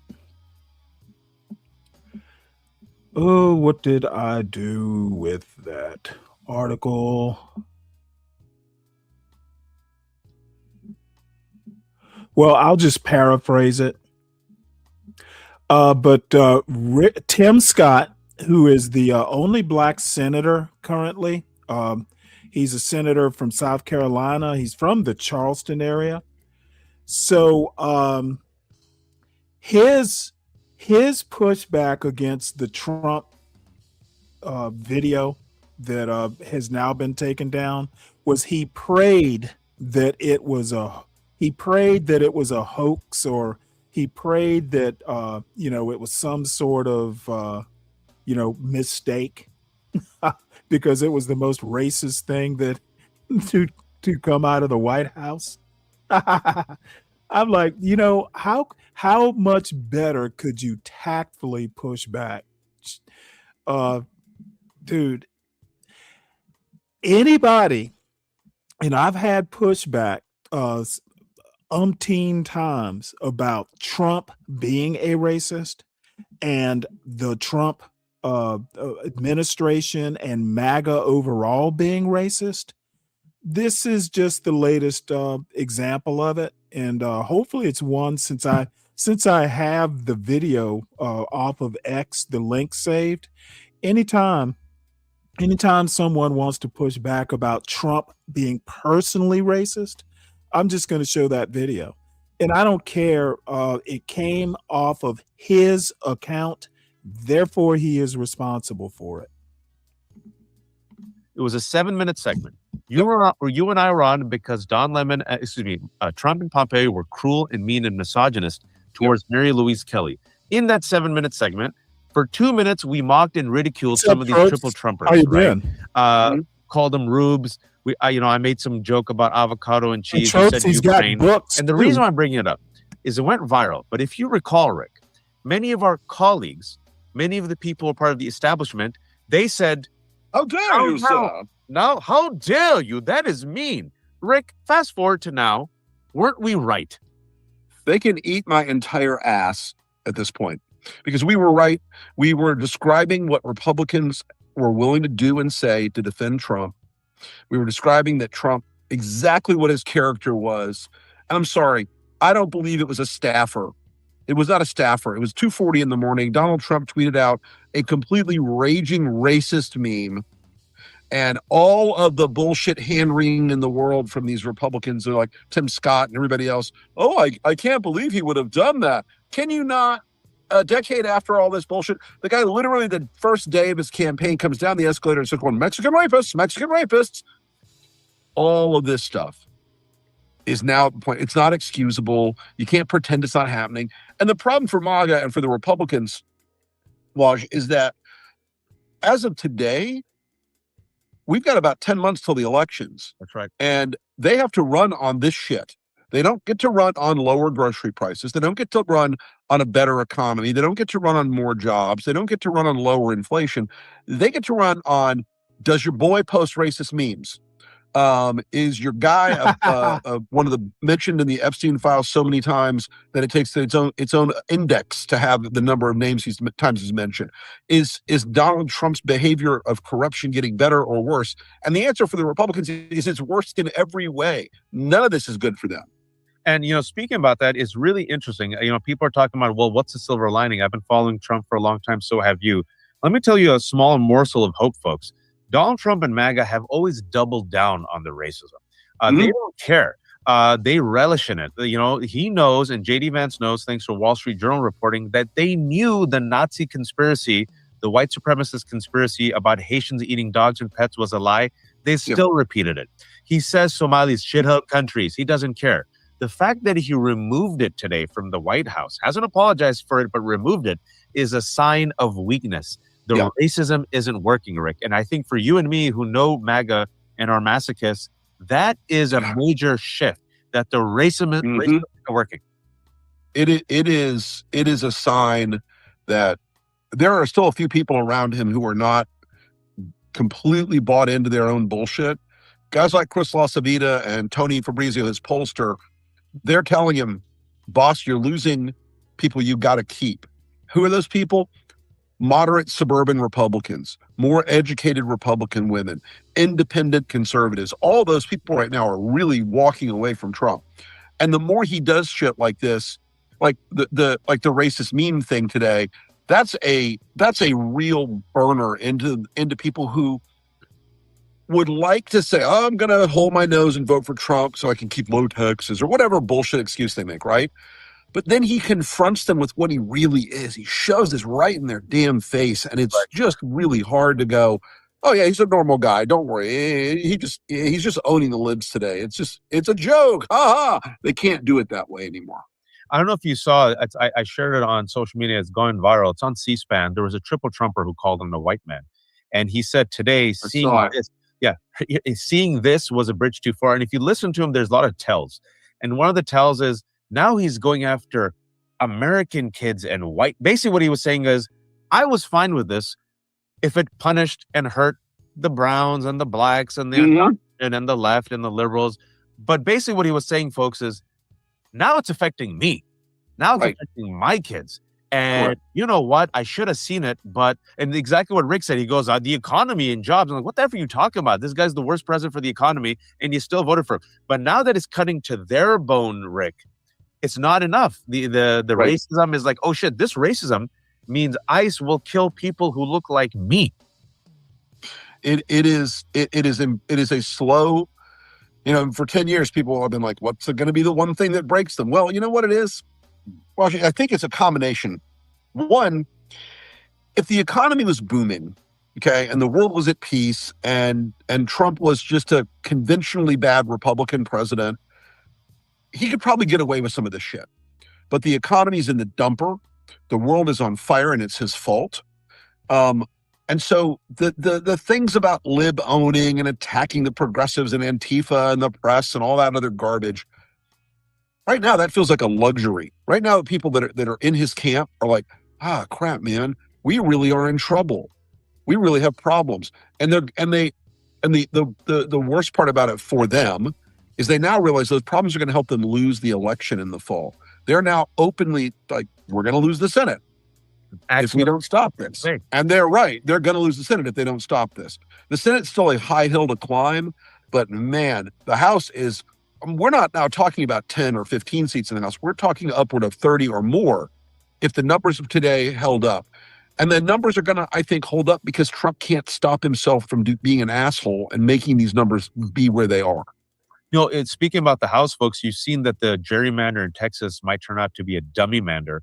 In all these special elections, the polls actually are not consistent with where people are. That 3-4 plus minus is actually, I think, +4 Democrats if you compare the polls to actually what's been happening in the past 3 months.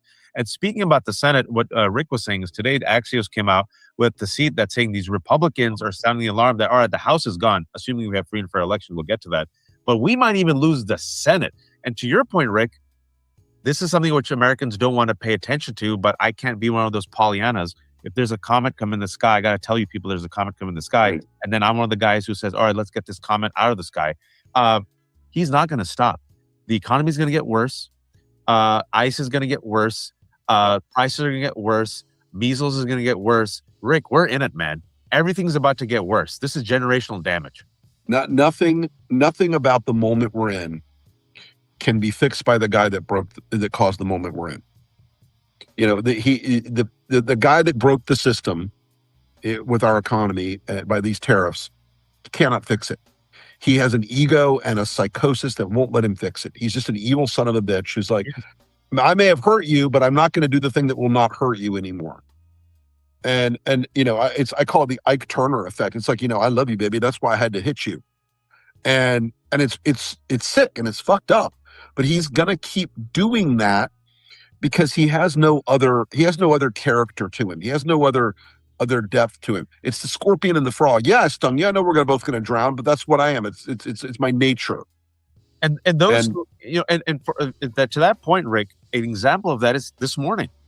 I compared him to an old decaying lounge act sinner who has like one, he has no new hits. So you just go back to what you know. And that's what he did. He's an old aging fighter who has one jab. He's Kid Rock. Yeah, he's Kid Rock. He's the Kid Rock of American politics with more allegations of pedophilia.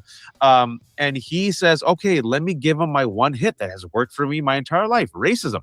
And it wasn't enough, folks. It wasn't enough to the point where the White House took it down. They never take down shit, right? No, they one of the fundamental rules of MAGA is never apologize, never back down, double down and accuse your opponent of doing the same thing. And while Carolyn Levitt was this morning like, it's just owning the libs. Shut up, snowflake. Now she's shut her mouth. Now they're like in the tall grass because they did pull it down. I suspect we may have found an upper limit of the current version of Donald Trump. The weakness that he has right now going on politically is being reflected in there's something that this is extraordinary that they took this down. It's extraordinary. They never back down on these things. And yet today, here we are. Yeah, and that's why I want people to, I mean, I know people are like, really watch? Yes, really. We've been covering this for years. Trust me. It's the Roy Cohn strategy. Right. This is what we do, guys. Yeah. They never back down. They never apologize. They double down. Look at it with Somalis and Haitians. The fact they took it down is a sign of a weak, cankled presidency. And furthermore, to your point, Rick, I was waiting, and I know it's dark humor. I said,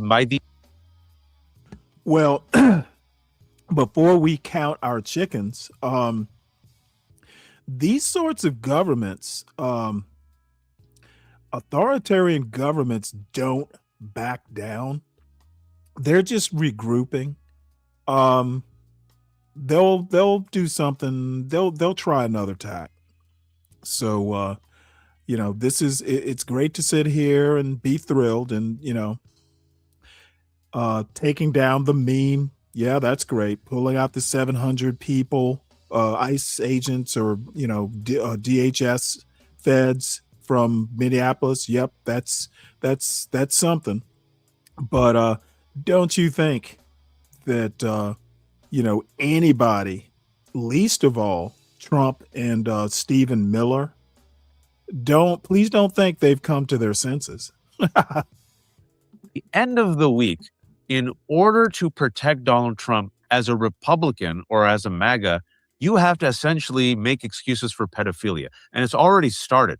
You had Megyn Kelly test the waters. Oh, barely. Well, maybe 18 is, maybe 15 is double. 15 isn't 8. That's not what the law says there, Megan, but okay. Good for you. Todd Blanche. Well, they were only partying with yeah, it's not against the law to party with Jeffrey Epstein. It's not against the law to go to dinner with Jeffrey Dahmer. It's not a great idea. I mean, but we're at a point now. I mean, Rick, because I've said this before, all the way up, all the way down. I said this for the last 10 years. This is a Faustian bargain with Trump. You're stuck. Yep. Once you're Remora and you have your teeth in his ass, or if you live inside his anus like Lindsey Graham, this is it. You go up or you go down. There's no. You are super glue. You are epoxied to Donald Trump for the rest of your career. And I'm sorry. Think about this. When you had a senator today, Roger Wicker of Mississippi, saying, "Yo, the president's too racist." He's too racist. And the problem for Roger is he's voted with Trump basically 100% of the time. So I'm like, you don't get to walk away from it, dude. You don't get to say, I'm going to pick and choose what parts of Trump I want to be bound to him on. The racism is part of the package. And it's now, part of the deal. It's a feature, not a bug. And now it's not just the racism, which has always been there. And you have to own this. It's also the connection to pedophiles. And I think you agree with me. You and I haven't talked for a while. What I've been saying since the summer, I've been on the Epstein files for the summer. I've been saying you can keep your eyes on all the balls, right? ICE, the economy, blowing up the post-World War II order. But I keep saying the biggest club that we have to the Achilles cankle of Donald Trump is Epstein. He cannot escape Epstein. And I believe, Rick, even now, with everything, he's negative double digits in the economy, negative double digits on ICE. It is still Epstein, which is the big club that we must use to bash him and all these bastards, because they cannot escape this. And now we know the tentacles of the elite are in it. Now we know it's friggin' Peter Thiel. Peter Thiel is the sugar daddy of J.D. Vance. They can't escape Epstein. Like, we should bash him with Epstein. Your take.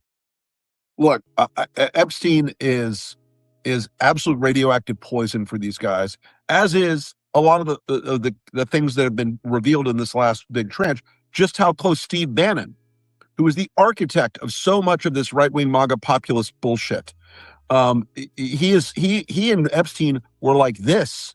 Now, I'm not saying Steve Bannon's a pedophile, but the relationship Steve Bannon had with Jeffrey Epstein, he was advising Jeffrey Epstein on how to clean up his reputation as a pedophile. Honest to God, in some ways, that's fucking worse. In some ways, that's even as more horrible. Like, yeah, I've got a guy who's useful to me because he's got all these intelligence connections around the world. So I'm going to go out and tell the public he's really okay for fucking children. That's Steve Bannon right there. And everybody who's in these files is not a child predator, but everybody in these files who was communicating with Jeffrey Epstein after 2009 knew Jeffrey Epstein was a child predator. And some of them in these files clearly appear to also be child predators. I mean, it is horrifying. And I'm at the point now where I read through these things. I look at the sort of, I just did a podcast on this a little while ago called Money, Sex, and Silence. Yeah. And it is sick.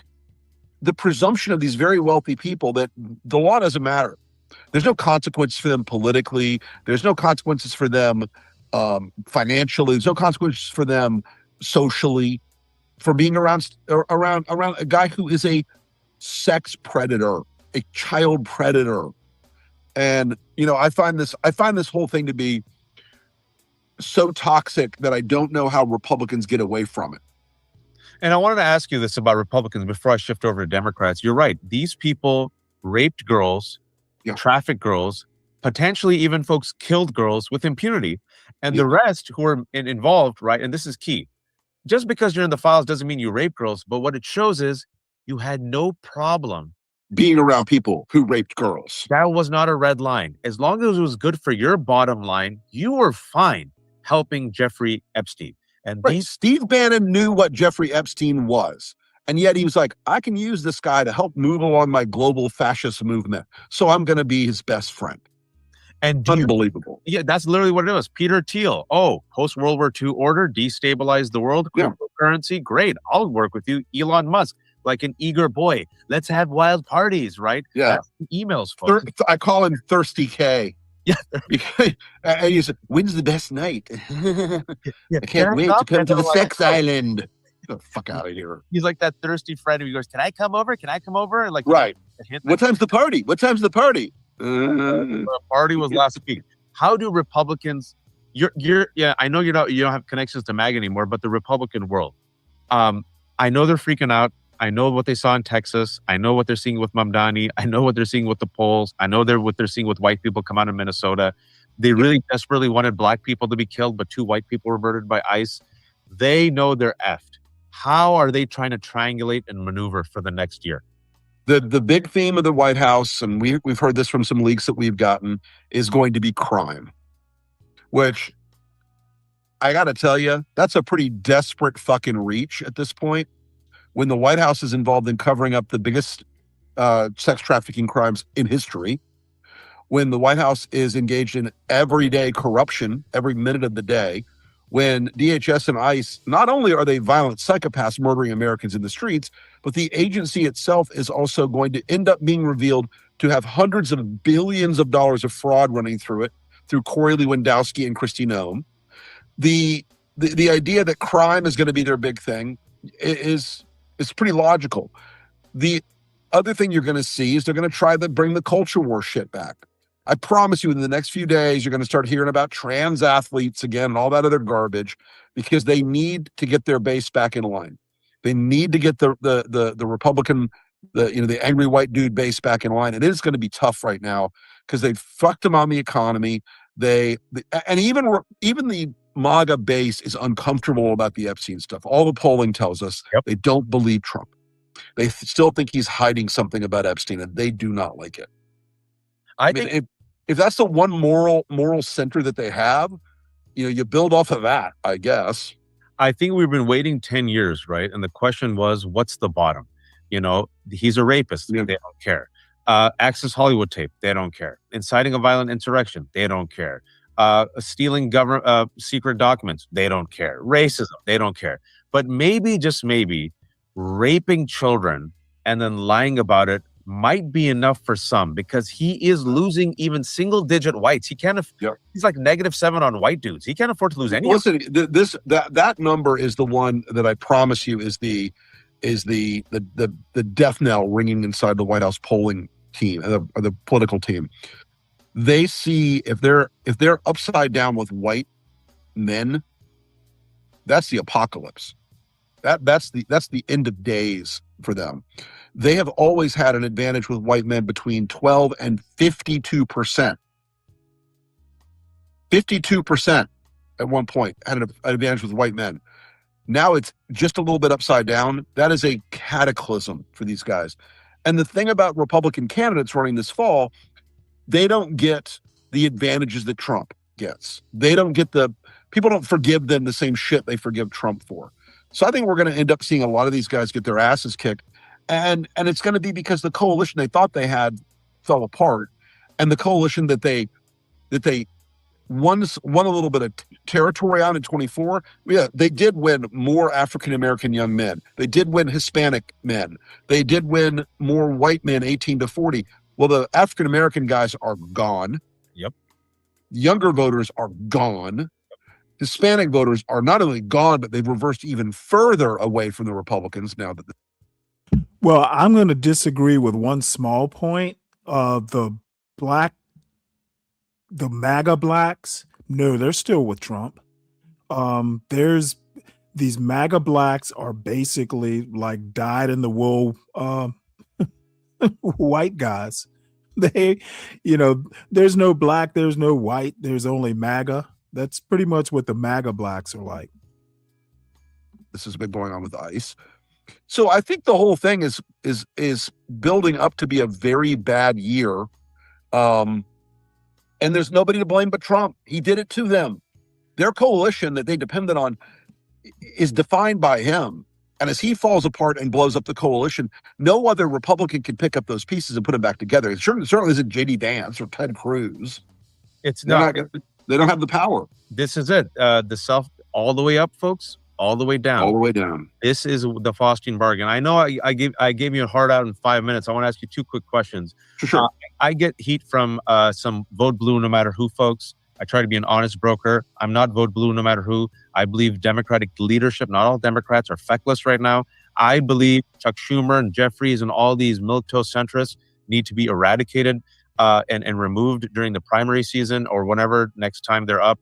I think the Democrats need to go on full-on blitzkrieg, smash-mouth football and friggin' blitz on defense. And it's not even just progressives versus moderates. It's people who don't understand the threat that they face. That's right.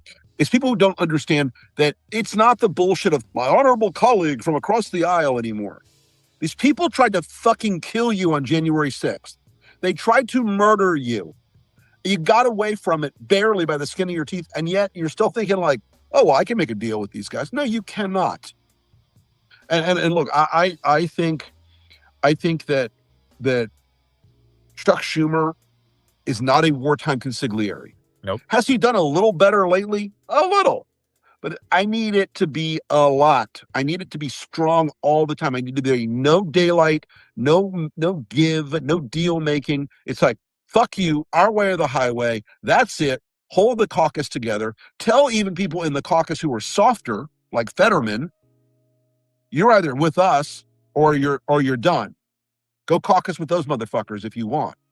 He's got to toughen up, and Jeffries has to toughen up too. Although Jeffries is in a little more interesting situation because there is a real possibility he's going to be speaker before November. I mean, there's a real possibility that he'll be speaker. And look, he won't have a big majority. It'll be one seat. One Republican gets arrested for fucking a dog or has a heart attack or whatever it is, and that's it for Mike Johnson. That's right. So I think Jeffries is. I give him a little more latitude to maneuver right now than I do Schumer. Schumer doesn't have a majority, but he's got a caucus that can be held together enough to block almost everything in the Senate. And, I had a conversation years ago in 2020 with Harry Reid, which was a surprise to both of us that we were having a conversation. And he said there have been three great Senate leaders in my lifetime. LBJ, me, and Mitch McConnell. And Mitch McConnell was a great Senate majority leader even when he was in the minority. He could always use the minority's power to maneuver and to get things done. Schumer has to adopt that Mitch McConnell view that your role in the minority is to blow shit up, stop things you don't want, make the other side come to you. Don't ask them, make them come to you. Freeze everything. Be willing to shut it down. Because if you're not willing to shut it down, if you blink every time on the shutdown question, the Republicans know how far to push you. So, yeah, I mean, I want people to fight. He was known as the Grim Reaper. He was ruthless, a total son of a bitch, evil as F. And he said, my only goal, he said it publicly, folks, my only goal in 2008 when Obama was elected was to make Obama a one-term president. He said it openly. I was at that event. I can tell you it did happen. And this is that one of the great movies of all time, Goodfellas. There's a great scene where Ray Liotta's character is explaining the mindset of the mobsters, like, F you, pay me. Too late, F you, pay me. If you pay me. Your dog's sick, F you, pay me. That's the mindset. You need a wartime conciliary. I know you got 90 seconds left. I do want to ask you this last question. I don't think Donald Trump is leaving legally or peacefully. Of course not. He's going to be a gambler. He knows it's not legal. Guys, if you haven't figured out right now, he doesn't give a shit about what's legal or not. I have a condo in Mar-a-Lago to sell you. He does not care. He knows it's illegal. He will try anyway. Will he fail? Probably. but he's going to try. People have to prepare their brains and not wake up that day and go, this is unprecedented. Who could have seen this coming? All of us can see it coming. All right, brother. All right, I got to hop. I got to do MSNBC. Promote yourself in the 5 seconds before you leave. All right, folks. I am on the Against All. All right. Well, once once Rick Wilson leaves, I'm sure the entertainment ceases. So I want to watch a little bit of this. When was this done? This is, you know what? This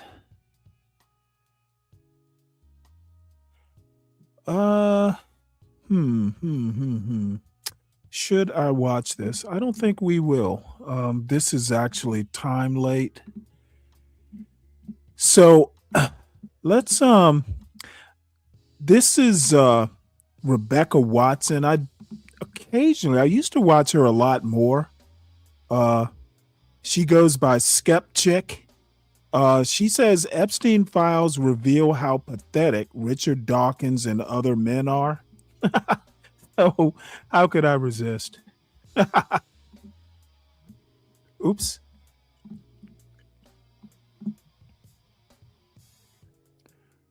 Oh boy. Here we go. Well, it happened again. That's right. I mentioned in the Epstein files again. You probably saw my first video on this topic. And if so, you probably came away from that thinking that I've spent the past decade being, you know, just as awesome in my private life as I am in my public life. Like, you probably thought, wow, there's no way anything could come to light now to change my opinion of Rebecca.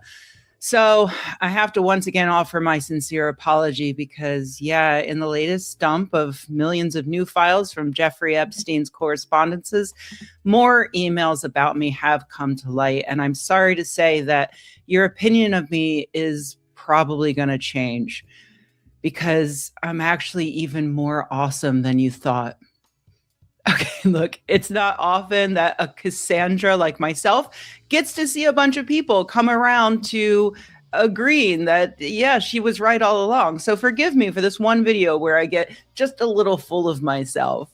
If you missed the previous video for some reason, my name was in the first Epstein document drop because back in 2011, I criticized physicist Lawrence Krauss for defending his friend, Jeffrey Epstein, years after Epstein was revealed to be a pedophile running a sex trafficking ring. Unbeknownst to me at the time, Krauss immediately forwarded my critical emails to Jeffrey Epstein, and they whined about what a mean bitch I was. And then in 2016, Krauss emailed quite a bit with Epstein to get his advice on how to deal with BuzzFeed reporters who were investigating Krauss's long history of women reporting that he sexually harassed or even assaulted them, because of course he did that. Oh, by the way, Lawrence Krauss is a physicist. He actually taught at an Ivy, can't remember where. So that, you know, what is it with these physicists and geeks, and Richard Dawkins is an evolutionary biologist. Apparently scientists need some action too. Epstein was able to evade justice for years after it was well known that he was running an international pedophile ring. So surely he must know how to help Krauss wriggle out of some relatively tame attempted rape accusations, right? I'll be honest, I didn't really expect that there would be more interesting stuff in Epstein's emails that would relate to me, so I didn't even bother searching the new documents. I was wrong, because helpful followers pinged me on social media to let me know that not only was I mentioned again, but this time it wasn't even directly from Lawrence Krauss. This time it was Richard Dawkins. Now, before I get into it, I'm going to give you a reason to stick around through the rest of this video. Over on Blue Sky, I got a little giddy and I announced that if I got a certain amount of likes, I would share some petty and embarrassing stuff about Richard Dawkins in this video. I got those likes within 5 minutes, so I'm going to do that. But first, you know, I also said that if I got a ridiculous number of likes, I would also share some bonus fun stuff about Michael Shermer, who you may know as the editor of Skeptic magazine and recently ardent defender of fascism. Well, it did get enough likes, so I'll start with a quick little fact about Michael Shermer. He was well known for two things at conferences. One, trying to have sex with as many women as possible, who would leave his room with a signed copy of his latest book and a Skeptic magazine pin.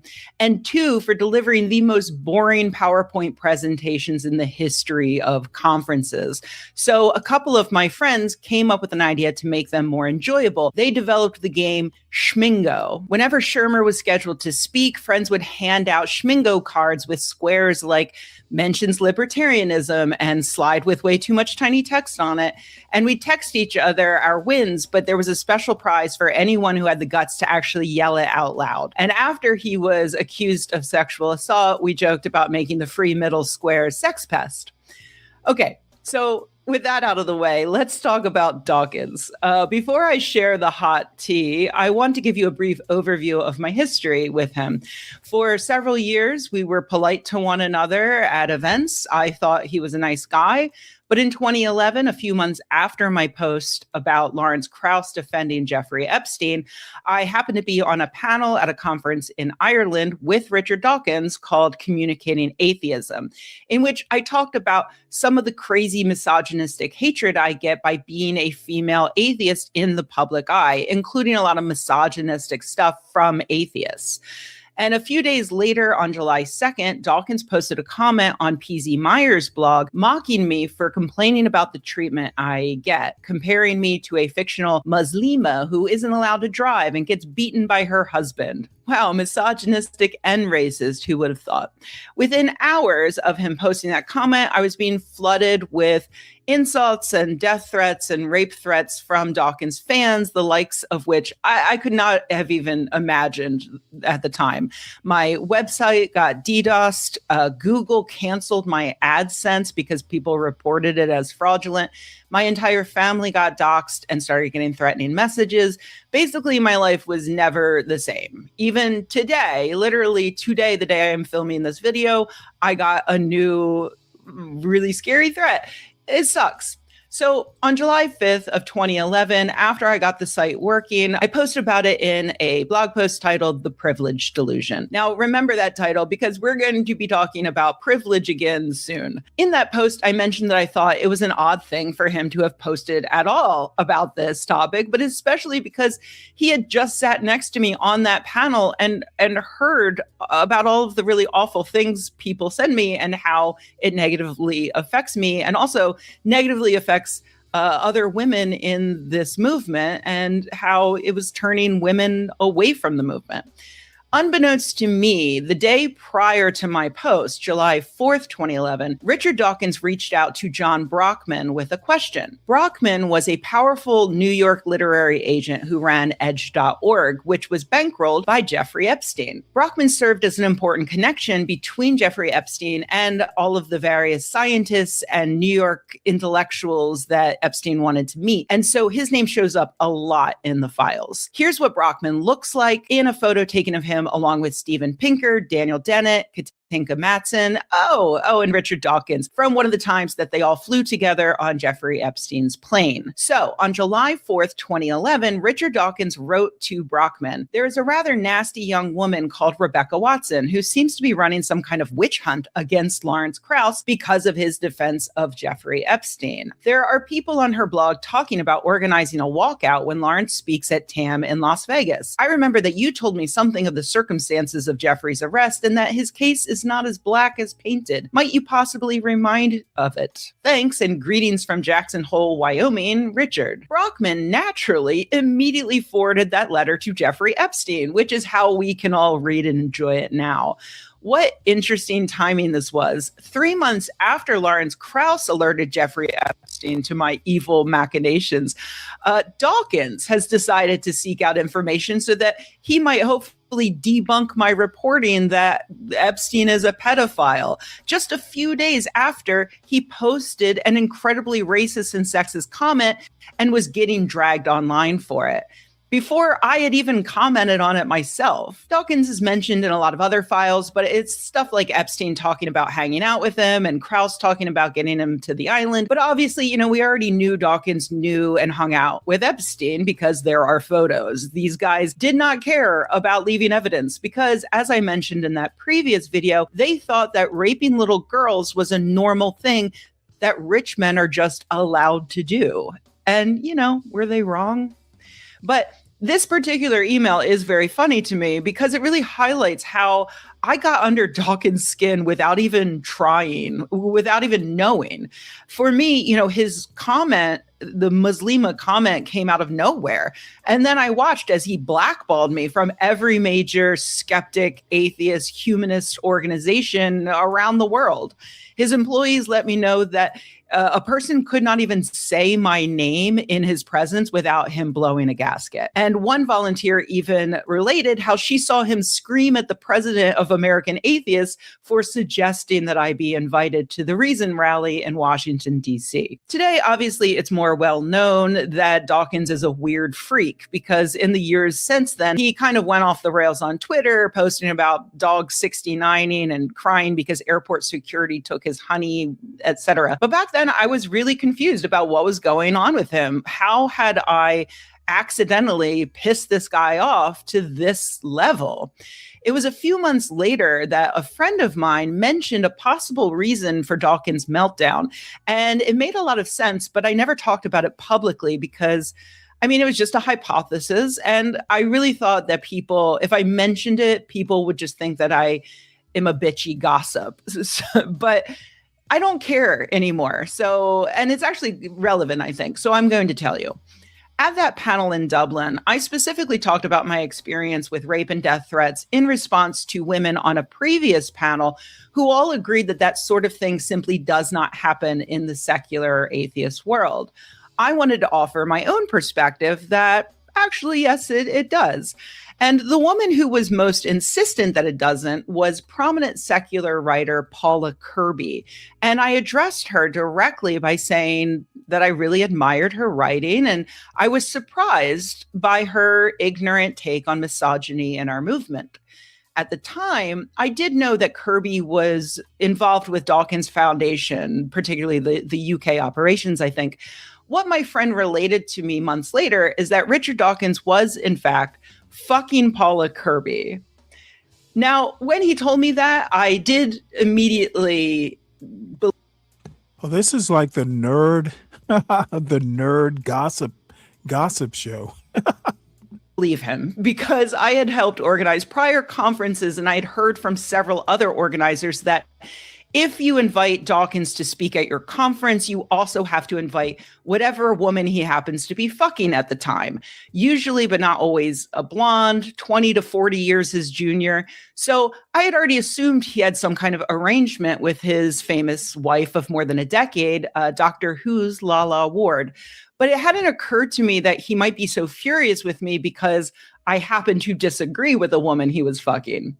And fucking her, he surely was. Months later, someone sent me emails that were revealed in a court case. You see, in 2010, the Richard Dawkins Foundation sued Josh Timonen, who ran their website, claiming that he was fraudulently pocketing funds. As part of that case, this email appeared in the public record from Robin Elizabeth Cornwell, the blonde evolutionary psychologist, 20 to 40 years Dawkins Jr., who was at the time the executive director of the Richard Dawkins Foundation. Hi, Josh. I've managed to get a bit of sleep, and while I do need to rush off, I do want to discuss some possibilities. First, I am behind the idea of simply closing the entire forum down, archives and all, after the 30 days. Richard will also back you on this. He really did misunderstand, and his absolute goal was to protect you. One of the things I know extremely well about Richard is he is conflict avoiding and he female dependent. There is a lot of psychology at work here, but Richard is extremely weak when it comes to demanding females. While Richard and I are not together any longer, we do have a friendship. It has been under a great deal of strain. When Paula, who has been his mistress now for over 2 years, found out about me, she demanded that he end his friendship with me. It has been a struggle, and I will be very honest here, extremely painful on an emotional level. The irony is that I would never have become executive director of RDF if Richard and I were still in a sexual relationship. I have done my best not to use our relationship to move the foundation in the right direction. And in fact, when Karen was trustee, she did all she could to keep me out of the loop on all financial decisions. She succeeded. Paula will remain an influence on Richard, and for whatever reasons, but she does not have to be the one that Andrew goes to for advice. Unfortunately, Richard had constantly assured me that she was not involved in the foundation decision-making processes, but apparently this is not the case. The fact that RD excluded me from the discussions and directly misled me is a matter that I need to clear up with him. What I don't want is for you to feel in the middle, nor do I want you to have to take sides. There is no reason to take sides. I am not giving RD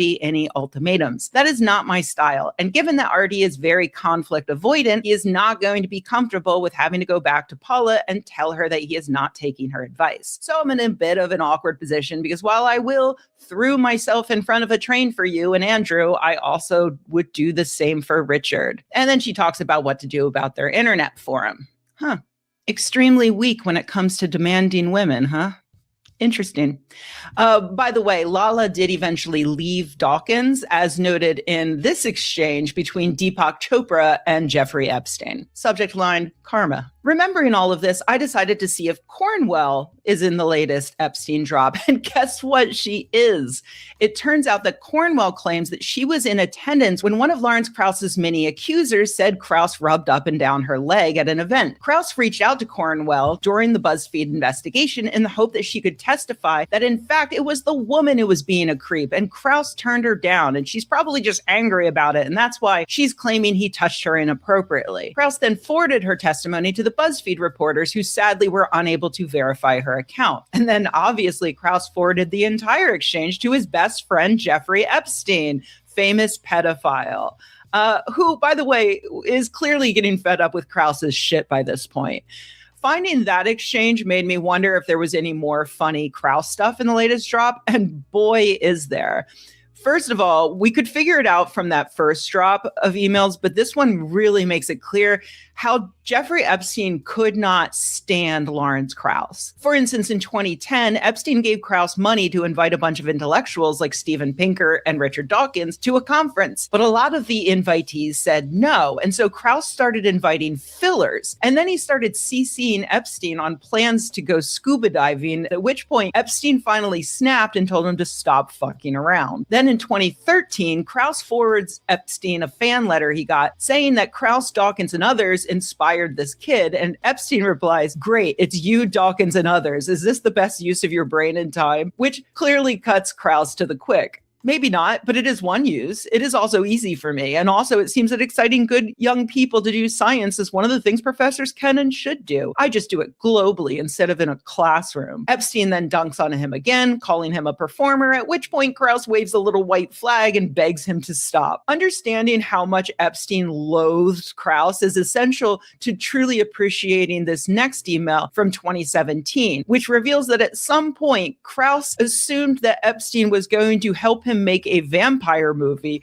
called Vampire Noir. My favorite Krauss email thread, though, is this one where he is trying to retain a lawyer to help defend him in his university's investigation into the BuzzFeed allegations. And while he's chatting with the lawyer, at the same time in other email threads, Epstein is telling Krauss to just drop it and not hire a lawyer. And finally, Krauss gets all confuzzled about who to listen to, so he actually emails the lawyer he hasn't even hired yet and says, "Hi, Justin. I have a slightly unusual request. I have been advised through much of the BuzzFeed experience, both before and after, by a friend who is also somewhat infamous. His name is Jeffrey Epstein, and you may know who he is already." Bottom line is that Jeffrey is not only friends with most of the famous people from finance to business to Hollywood who have either been brought down during Me Too, and he also speaks regularly with people ranging from the awful White House people who he is friends with to Ken Starr, etc. He is concerned about exactly how we play this, as he thinks because of the variety and number of different things being discussed in the media and online, that this will be considered beyond Title IX. I should say that all indications I have thus far do not suggest this. But anyway, Jeffrey would like to speak with you as he has concerns about my having counsel who directly represent me in interactions with the university at this time versus having someone to act as an advisor and draft letters that I can send. I will pay for your time to do that if necessary. Would you be willing to do this in the next day or so? Holy shit, Lawrence Krauss is so fucking stupid.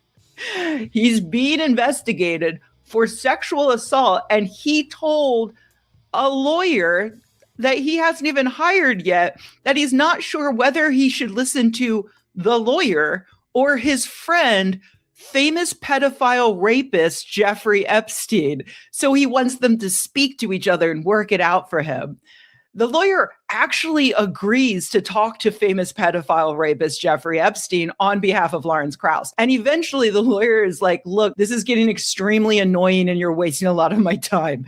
At which point Krauss finally agrees to retain him. I assume the lawyer welcomed this relationship because imagine all of the great stories you're going to get out of somebody that stupid. Oh, and also all of the money you'll get out of somebody that stupid. Also included in the Krauss-Epstein files was another name I wasn't expecting. Ron Lindsay, former executive director of Center for Inquiry, which, fun fact, merged with the Richard Dawkins Foundation some time ago, at which point RDF's executive director at the time took over. That was Robin Blumner, a brunette woman, 20 to 40 years Richard Dawkins Jr., who had assumed that role from Edwina Rogers, a blonde woman, 20 to 40 years Richard Dawkins Jr. But Ron Lindsay was the head of CFI in 2011 when Lawrence Krauss publicly defended Jeffrey Epstein. That was also the year that Lawrence Krauss was featured speaker on a cruise for CFI, when he propositioned a CFI guest and asked her to join him in a threesome with his partner. When this latter information came to the attention of CFI employees in 2014, thanks to the woman's friend reporting it when the woman herself was too embarrassed, they begged Lindsay to stop inviting Krauss to events, particularly events when unsuspecting women might be stuck on a boat with Lawrence Krauss. In full disclosure, one of those employees was my boyfriend at the time. He loved working for CFI. That was his dream job. And he believed in their mission of building a more secular, rational world. But he was horrified when Lindsay not only refused to do anything about Krauss, but actually invited Krauss back for another cruise and made him an honorary board member. The final straw came in 2013. Women at CFI had worked really hard to put on their second annual Women in Secularism conference. And Ron Lindsay insisted that as president of CFI, he should be able to deliver the introduction. He did so, and he used his time on stage to spotlight criticism of feminists for silencing male voices because those men have privilege. In his speech, Ron Lindsay bemoaned the situation where the concept of privilege is used to try to silence others as a justification for saying, shut up and listen. Shut up because you're a man and you cannot possibly know what it's like to experience X, Y, and Z. And anything you say is bound to be mistaken in some way. But of course, you're too blinded by your privilege even to realize that. This approach doesn't work. It certainly doesn't work for me, said the man addressing an audience of women at the Women in Secularism conference that was entirely organized by women for women. It's enforced silence, he said, dogma spread by the likes of the religious and, of course, the Marxists. This was incredible to watch live. I tweeted at the time about how ridiculous it was, and Lindsay immediately went on the attack, confirming that I am, in fact, one of the mean feminists. The next day, I wrote a blog post explaining why it was a pretty tone-deaf way to start a women's conference, which infuriated Lindsay. That evening, there was a fundraising dinner that speakers were expected to join, but Lindsay wasn't there. He was up in his hotel room composing a blog post responding to me by saying I inhabit an alternate universe and saying my recent smear may be the most intellectually dishonest piece of writing since the last communique issued by North Korea. He insists that he is on the side of reason and evidence, and I am just doing identity politics. That attack, which was immediately bolstered and echoed by the men who were already harassing me, was what finally pushed my boyfriend at the time to quit his dream job at CFI. He held out because the board of directors said that they would investigate the matter. And a month later, they met and announced that they would do nothing. The hosts of the podcast he produced for them, Chris Mooney and Indre Viscontis, also left. And happily, their show was quickly picked up by Mother Jones. So how did Ron Lindsay end up in the Epstein files? I'm sure you've already guessed, but yes, it's because of Lawrence Krauss. The BuzzFeed reporters reached out to Lindsay to confirm or deny the story told to them by several employees, that the employees went to Lindsay with the details of Krause sexually harassing a woman on the cruise and asked that Lindsay stop platforming Krause, which he refused to do, leading to at least one employee's resignation. The reporter also asked him to confirm that another employee told him that Krause had cornered her in his hotel room and tried to molest her. Lindsay responded by telling the BuzzFeed reporter that he had heard about the cruise incident from just one employee. He randomly mentions that Krause was in a very loving relationship at the time. I'm not sure what that has to do with the fact that he invited another cruise attendee into a threesome with him. And he says he immediately got the victim's information and called her. The victim substantially confirmed what the employee said and said that she did not want to pursue the matter further. Then he talked to Krause, who denied the allegation. And so what more do you need? That's the end of things. He decided that that meant it was perfectly fine to invite the pedophile defender / threesome lover to cruise the Galapagos with CFI. And he's sure that that was the right decision because he received no complaints about his conduct, just like the 0 complaints he received from the previous cruise. Sure. And yes, he did acknowledge that the employee did tell him about the assault in the hotel room, but she didn't seem too scared of Krause and didn't volunteer to make an official report about it. So again, not a big deal. Then he clarifies for the BuzzFeed reporter that my boyfriend did not quit over all of this. No, it was just because Lindsay had a public spat with me, the girlfriend, which is a whole other story tangential to your Krause piece. So I will not get into it here. But it's not tangential, is it? Because guess what happened after Lindsay wrote this reply defending Lawrence Krause? I mean, you already know, don't you? Lindsay forwarded his defense of Krause to Krause, who promptly forwarded it to his best friend, famous pedophile rapist Jeffrey Epstein. It's not tangential that our public spat started with Lindsay literally using his privilege as a rich man to get on a stage at a women's conference that he did not organize and blame feminists for silencing men.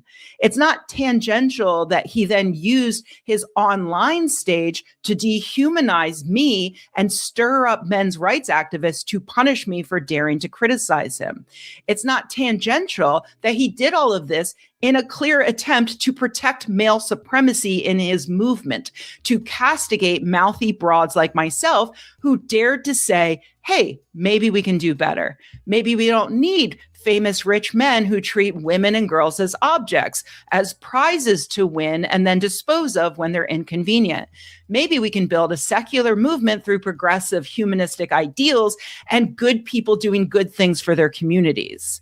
The idea that someone would think that, let alone say it out loud, terrified Ron Lindsay, just as it terrified Lawrence Krause and Richard Dawkins and Jeffrey Epstein and every other mediocre rich man who was trying to coast by and just enjoy their lives. They were furious because it's like, what do you mean you don't need us? We're rich, we're famous, we have parties on tropical islands where all of our wildest dreams come true. And I don't give a fuck. You guys suck. You're idiots. I hate you. Just look at how scared of me Lawrence Krause is. In one email, he's talking about some letter he wrote to try to defend himself from the BuzzFeed article. I couldn't find it, but I did find this evidence that he spent a lot of time working out exactly how vaguely he could describe me when trying to castigate me as ringleader of the movement to impugn leading male atheists, because Rebecca and her crowd are very, very vicious, and I don't want to start too much of a fire there. Yeah, you know what? You were fucking right to be scared of me, you disgusting, pathetic sex pest. I hope you never again do a lecture where at least one person in the crowd doesn't ask you exactly what you did on Jeffrey Epstein's island. And I hope that Ron Lindsay really enjoys having a little cameo in this latest release, really cementing his legacy as a man who enthusiastically helped run interference for a man who openly and gleefully harassed and abused dozens of women over the course of decades and who kept company with the absolute worst pedophile in human history. Also that Ron could keep his boys club running without the pesky interference of women like me saying, hey, maybe you could stop talking long enough to listen to what we're saying. Hope it was worth it.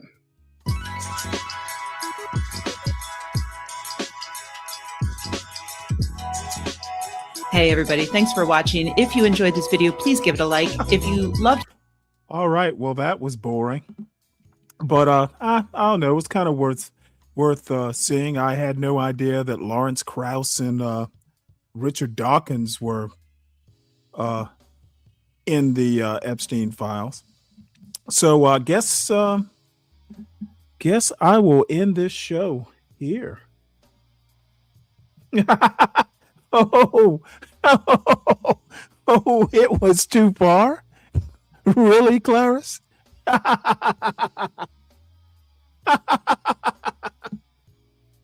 Well, damn. I actually crossed the line. Oh, boy. That was not the reaction I was expecting.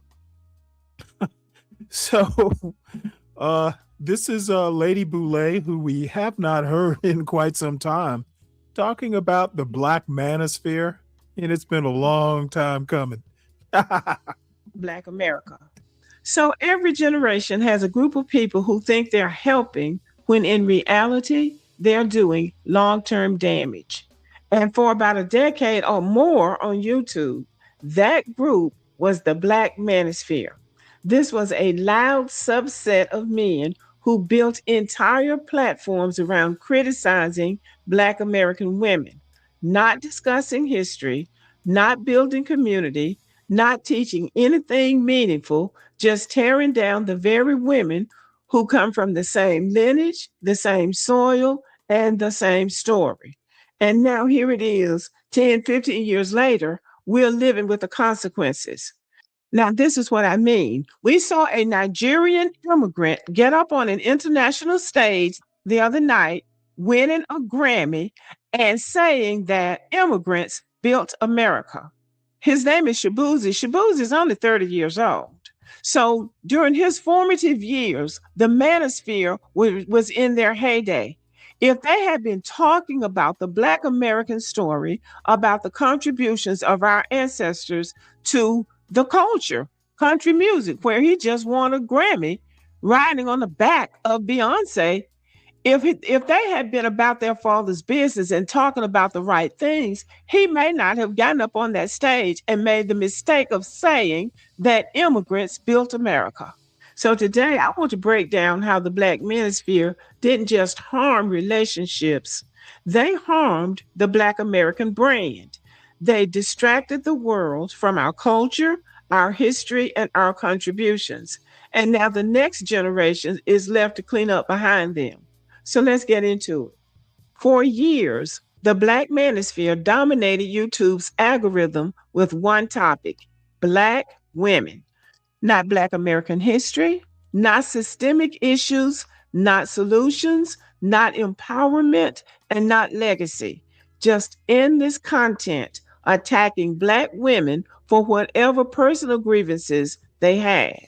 And because YouTube is global, that content didn't just stay inside our community.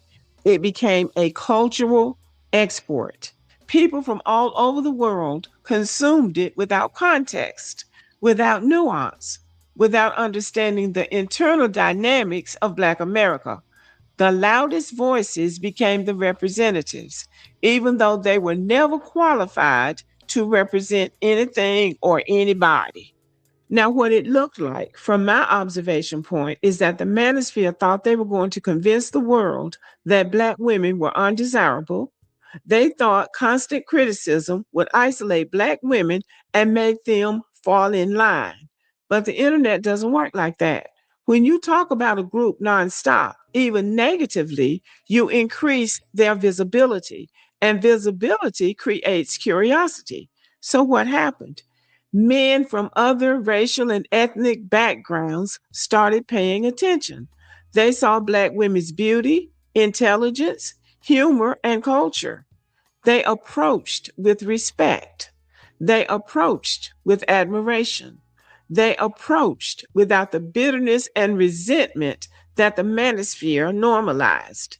And now, interracial relationships featuring Black women are everywhere on social media. I mean, you see black women with Asian men now. And I'm not saying these are all black American women, but a lot of these black women with white men are black American. So the manosphere tried to close the door. Instead, they kicked that door wide open, and men who had been wanting to walk through that door came through that door, and they came straight. And all that work of trying to build a case against black women backfired on them. Now let's talk about the missed opportunity. While the manosphere spent a decade arguing with black women, they weren't teaching the world about the forced labor that built the American economy, the generational suffering that shaped this nation, the contributions of black Americans to every major American institution, the reality that black Americans are not immigrants and never have been. They left a vacuum. And when you leave a vacuum, misinformation rushes in.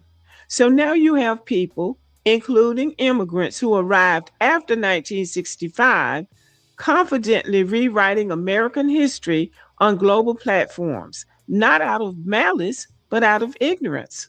The main people who are jumping up here saying that immigrants built America weren't even able to come to the United States before the Immigration and Nationality Act was passed in 1965. America was already a superpower then. They don't have any idea who built America. So ignorance that could have been prevented if the people with the biggest microphones had been using them to educate instead of attack. This is what happens when cultural stewardship is abandoned. And that's what that was, cultural stewardship. They should have been stewards over the Black American experience, history, and culture. Instead, they took up that space attacking the women in their community. The manosphere didn't just fail to defend Black American history, they actively distracted from it. While they were busy fighting with their own women, they weren't teaching Black American history, explaining our lineage, protecting our cultural legacy, correcting misinformation, highlighting our contributions to the foundation of this country, and educating the world about who we are. And because they didn't tell our story, other people stepped in and told it the wrong way. Now we're seeing Black American contributions minimized, credit reassigned to groups who arrived centuries later and had nothing to do with the creation of anything Black American. We have narratives rewritten to erase the role of slavery, and we have Black Americans treated like an afterthought in our own country. This didn't happen randomly. It happened because the people with the biggest microphones were too busy arguing with Black women and didn't defend our culture. I started my YouTube channel because I saw Black women out here struggling, trying to stand up for the dignity of Black American women. And some of them were angry, and some of them were, philosophical about it. But it was a struggle for Black women.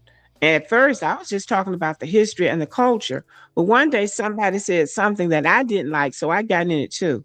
And that's how come I'm talking about the manosphere, because I was personally offended by the things they were saying. They're not so vocal now because they're getting pushback from the younger generations. Some of them have died, some of them been kicked off the platform, and some of them are faking like they changed because now YouTube is monitoring what they're saying.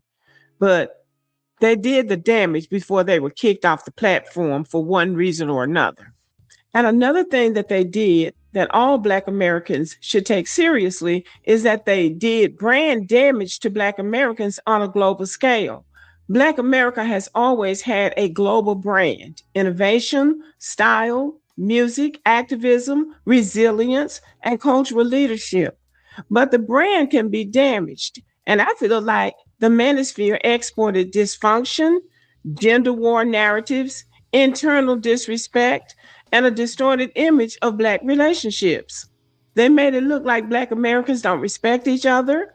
They made it look like Black men don't value Black women, and that's not true. That's that subset of men that didn't value Black women. And they made it look like we're too busy fighting to build anything. And once a brand is damaged, the next generation has to repair it. And that's what's being done now. These younger Black men and women are having to come back and repair what those 30, 40, 50, and some of them 70 years old did back in the early 2000s when they first got on YouTube.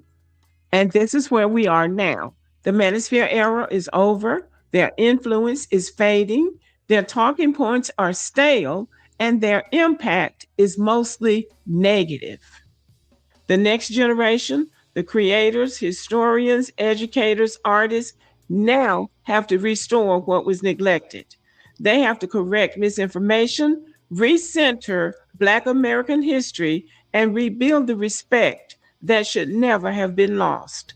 And ironically, the people who cause the damage won't be the ones fixing it. First of all, they've been kicked off the platforms, or now they are being ignored.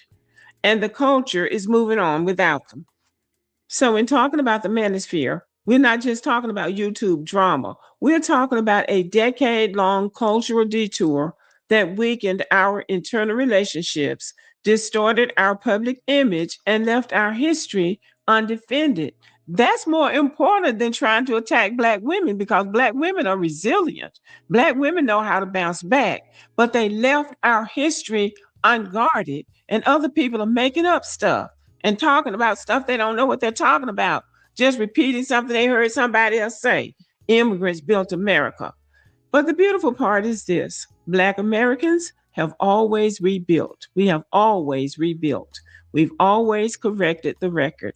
We've always reclaimed our narrative, and we'll do it again because our story is too important, too powerful, and too foundational to let a handful of bitter men define it.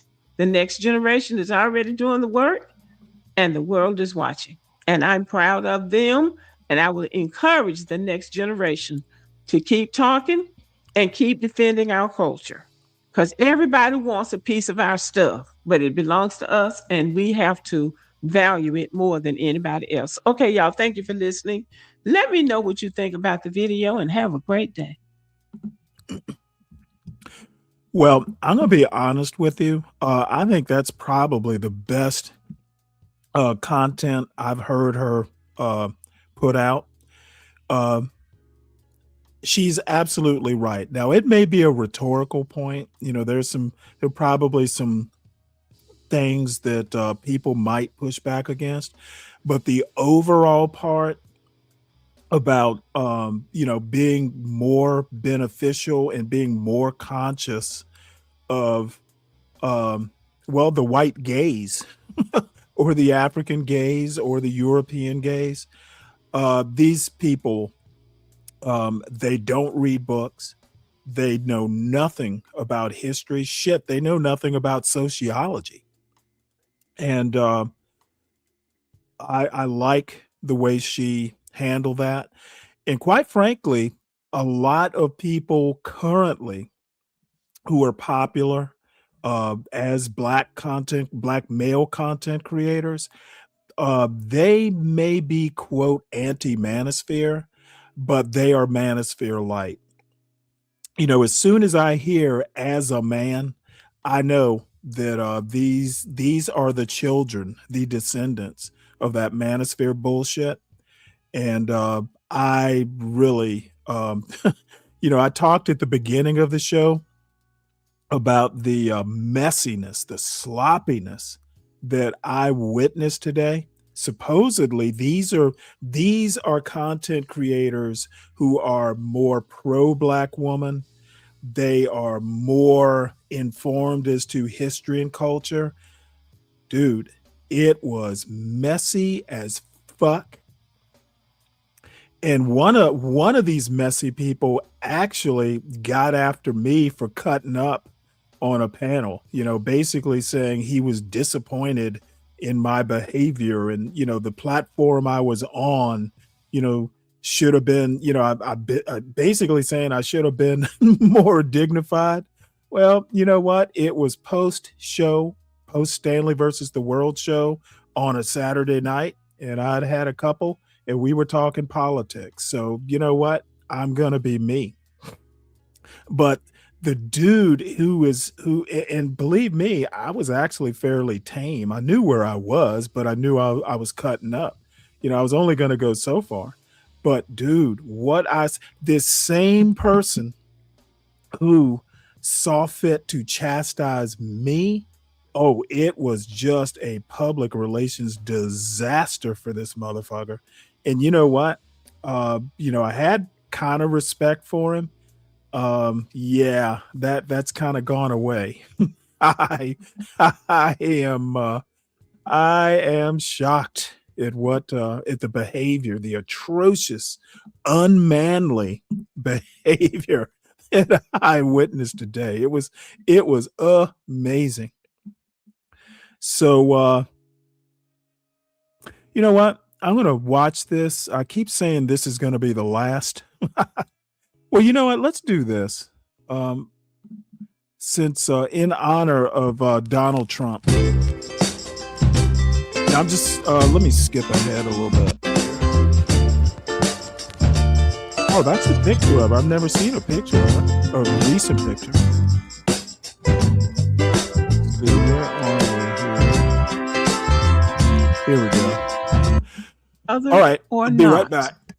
I entitled this video, and they still look better than you do. President Donald Trump shared an image comparing Barack and Michelle Obama to apes. I'm not going to show the picture because I don't want to get in YouTube trouble, but that kind of imagery has a long racist history. These images have been used for over a century to dehumanize Black people. It's not clever. It's not new. It's not political commentary. It's a tactic rooted in racism, and it's older than all of us. Derogatory images like this have always been used to get a reaction out of Black Americans. Historically, there were audiences who rewarded this kind of behavior, no matter how low it sank. But that era is over. It doesn't work anymore. We see the tactic, we see the insecurity behind it, and we see the flaws in the people who rely on it. We're not dragged down by this. We rise above it and prove that we're better every time, just like President Obama does. Every attempt to drag us down just ends up highlighting our resilience, our dignity, and our excellence. And what makes this stunt that Donald Trump just pulled even more ridiculous is the reality behind the people he's trying to insult. President Obama is not in the Epstein files. Not a single mention of President Obama. None of the rumors that they have tried to prove against him have been made true. President Obama doesn't have 34 convictions against him. Meanwhile, Michelle Obama has a Netflix film that's literally surging in the top 10 right now on Netflix. Melania did a movie too, and it flopped. So if the goal was to embarrass Black Americans or even President Barack and Michelle Obama, it really didn't land. Now we know that these images are used to mock us and to shame us, to make us feel so ashamed. Ain't nobody ashamed of this ignorance. We've seen this movie before and it's not even funny. And here's another thing. People who rely on racist imagery never stop to think about what's being said about them behind closed doors. And honestly, if they ever heard it, they couldn't handle it. The difference is Black Americans don't need to dehumanize anybody to feel powerful. We just keep rising, keep achieving, and keep proving who we are. So here's the bottom line. This is the tactic of a man who has lived almost 80 years and still hasn't learned a single thing about humanity. Not empathy, not dignity, not even restraint. He's just playing by the same old playbook. Nothing new to see here. And here's the part that tells you everything you need to know.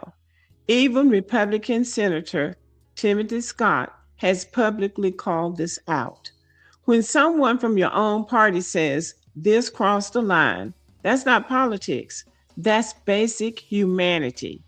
We will recall that Timothy Scott thought that he was in the package at one point and thought that he might be considered as Donald Trump's vice presidential nominee. I believe people tried to warn him that that wasn't going to happen, But he was hopeful, and that's a good thing. That's a good thing because he just sees himself as somebody who was qualified for the job, I'm sure. But this is the kind of person that he was dealing with. And so now I'm pretty sure he can see why he was never even on the radar. One of the great sayings of the late Dr. Martin Luther King is that people should be judged not by the color of their skin, but by the content of their character. That's a line that people love to quote, but rarely live by. But Barack and Michelle Obama have shown extraordinary character for years. They've been insulted, lied on, and dragged through every kind of derogatory commentary, and they still respond with grace, restraint, and dignity. They keep it classy every single time. And that's why they're the winners in all of this. Not because they're perfect, but because they refuse to let anyone pull them down into ugliness. They rise above it. They stay focused. And they keep showing the world what real character looks like. Okay, y'all, thank you for listening. Let me know what you think about this video. Give me a thumbs up. All right. Well, I actually agree with that one too. Let's see what is in the chat. Had to step away to deal with the Cacio e Pepe. Let's see. I suspect Michelle breastfed the younger daughter longer than the elder daughter. Yeah, that's really disgusting, Zhang. That's I think that's just truly disgusting. But I don't expect better. So that's the silver lining. So I cannot think of a reason to stay any longer. We have covered news. We have covered a little bit of commentary about the Trump administration. And unless I think that my dinner is calling me. Stan, if you want to hit the link, you can.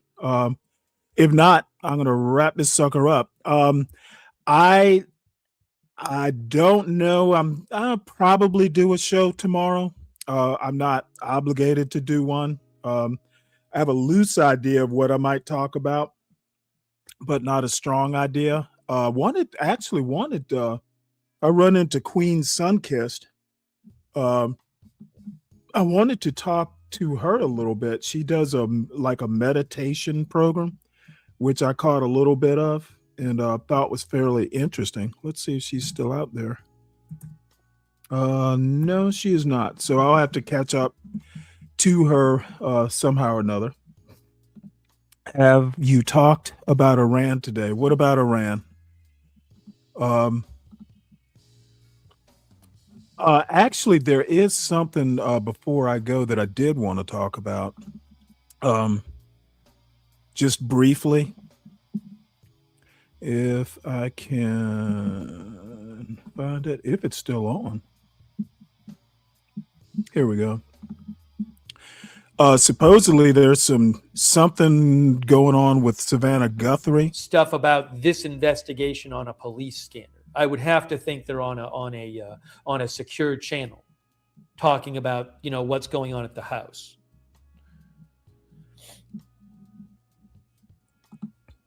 So we'll catch up with this. What specifically about Iran did you want me to talk about, Clarice? When is next sheriff update? The police have said there will not be another press conference regularly scheduled. There will be an update when stuff happens. Will they do some press announcement tonight, the county sheriff? I have no idea.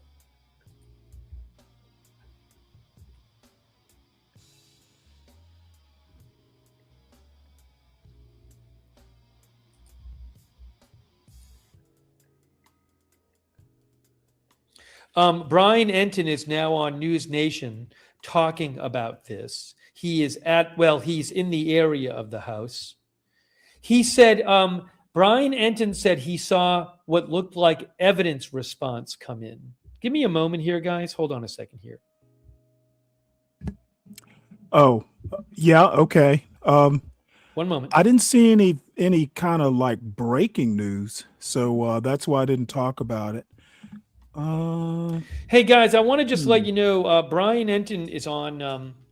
He's on News Nation, and There is something that might be interesting here. I he talked said about Richard again Hanania that reporters got pushed back a from few the House times. area. He's supposedly a And right-wing intellectual who law had some enforcement's influence back at the on House. the Multiple Trump outlets, Fox News is administration, reporting that at as least well. at the beginning. Probably And something more I to do think with Brian Enton said, I'm just Project checking this. 2025. I think he said it looked But like there he were has evidence since kind response of like teams there. been disgusted with the Trump administration, and he's talking about the latest Epstein news. I'm just So checking maybe everything that's here. what we'll look at. Hold on. I'll pause that and go to this. See what they have to say.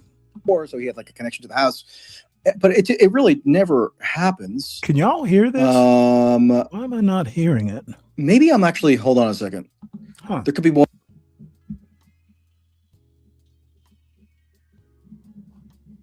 Have gone balls to the wall, and because Maybe it's over. We're having some sort of resolution against the Clintons, Oh, so they've wait. been doing You know what? negotiations where My I guess they come up with earbuds some died or something? sort of resolution. And I just saw Bill Clinton's official X account was tweeting today. Look, fine, we'll do we'll do a testimony, but it's got to be a public hearing, which I think would be preferable. Yeah, I don't If know they're going what's to going on do with it at these all. earbuds. The Democrats, so you're right, to not undermine their own. So did Democrats have to vote? Did they have to vote that way? Were they the deciding votes in order to subpoena them? Well, they were subpoenaed months ago. They were Okay, that subpoenaed was in the how- initial that's round of how they subpoenas in like contempt. August. Then vote was to hold the them in claim was that contempt. the Clintons did not comply with the subpoena. And So the it Democrats resulted voted in a to hold contempt them in, contempt resolution, which I think probably around half of the Democrats on the House Oversight Committee did vote for the contempt resolution, which is kind of a watershed, I guess. Although I don't think the So it looks like Bill attachment to the Barr Clintons. and Alex Acosta have given depositions, or they have called Bill Barr Acosta. Yeah, they're not going to call Trump. This is Yeah, so- Barr and Acosta did, appeared, and other attorneys general were also subpoenaed. But one thing that the Clintons were arguing in terms of why they didn't need to comply with this subpoena is because other attorneys general, who they maintained had a much more direct involvement or more direct knowledge of the Epstein case, they have been allowed to submit testimony in writing. And I think still the only in-person depositions have been Bill Barr, who complied right away. He seemed actually to enjoy it. And Acosta, maybe there was one more that I'm not remembering, but Oh my God. By the way, I just saw a headline in New York Times. The Trump administration will give money to New York for a Hudson Tunnel if they rename Penn Station in Dulles after Trump. Jesus they renamed Christ. Penn Station in what? Dulles? Dulles Airport. That's in Virginia. I know. I guess they want Schumer support. They want Schumer to support to come out in favor of naming Dulles and Penn Station after Trump. Oh, so they're saying Schumer has to push to rename both Penn Station and Dulles after the president. Oh, are you kidding me? This is so ridiculous. I just can't get over how stupid it is. Like one of his top priorities is renaming things after Trump in a second administration, holding up. Oh, this is amazing. And he's not even, and he's not like, and they're not even doing. I mean, maybe this could be slightly different, but they're not even trying to advance legislation that would statutorily change any of these names. Like that's what they would have had to have done for the Trump Kennedy Center. That's what they would have to do for the Department of War, which is renamed from Department Why of do they want Defense. Schumer support that? Don't they need to vote for it? They can't rename Penn Station in Dulles, I assume. No, I'm saying this could be different in that it would be like a legislative maneuver of some kind. But for the other renamings, it's just been this kind of cosmetic thing that is not binding or at all sort of made permanent. It's just like for as long as Trump's there, he can keep these random institutions named. What do you think? What do you think about the apes tweet today about the Obamas? Okay, so I thought about commenting on that, but it was just too stupid to really apply the brain power, however minimal it might have been required to do. But the one thought that I did have that I didn't even bother expressing was, okay, and I'm not so sure that the problem is that this is like, quote, racist. Look, I know anytime a black person is superimposed on a monkey, that's going to be what people immediately think and whatever. But to me, it was notable only for how it's just so fundamentally stupid it was. I mean, he posts like he's 12 years old. Yeah, I mean, he's posted weird. I mean, like if you just want to say like crazy and stupid, he's posted like. Did I not say that? Crazy or stupid. He's posted stuff about Biden being replaced by a body double. He's posted things like this video. It goes like, here's like some election fraud narrative, and then suddenly like Obama and Michelle are like dancing as apes because they rigged the election. I guess apes who are smart enough to rig the election while Trump is president. And so the racism thing is like, I'm surprised like the taboo is like. It's interesting because they break these taboos. He calls Somalis trash. He talks about people from these countries. The way he talks about immigrants. It's just interesting that taboo. Like I doubt that Trump would consciously make that kind of overt racial slur. Right. He might not have. Now, see, this is just the hallmark of the right. Like Trump is above this.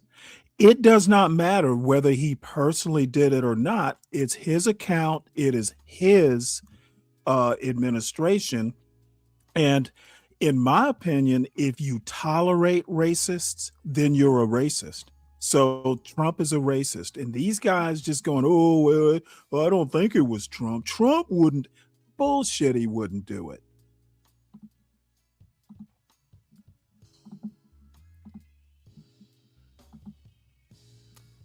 Yeah, you know what? Substack sucks on these lives. So let me reload it again. Oops. Which pastor? His name is Mark Burns. He's one of these. Oh, I know Mark Burns. Yeah. Yeah, and so that's a true man of God. Is it?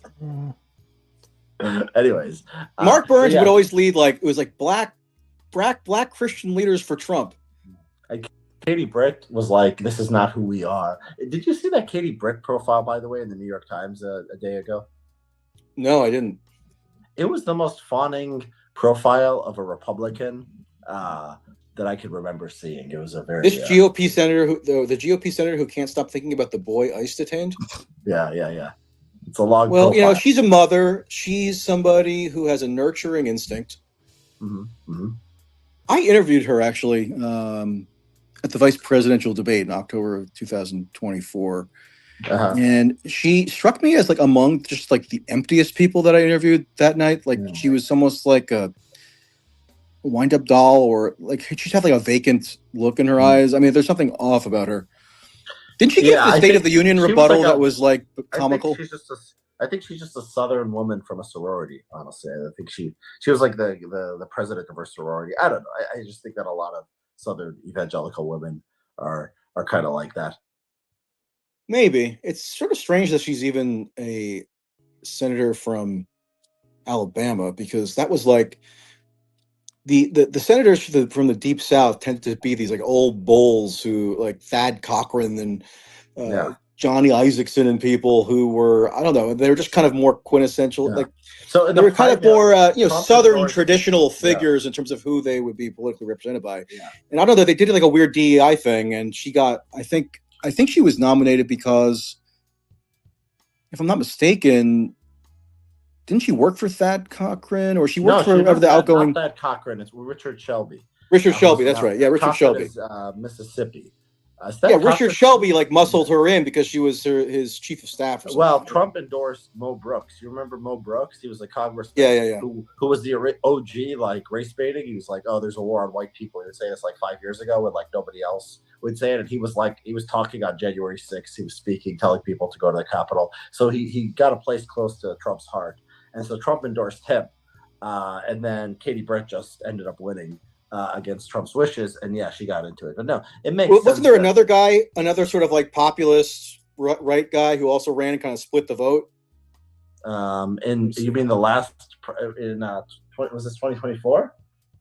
It was 2022.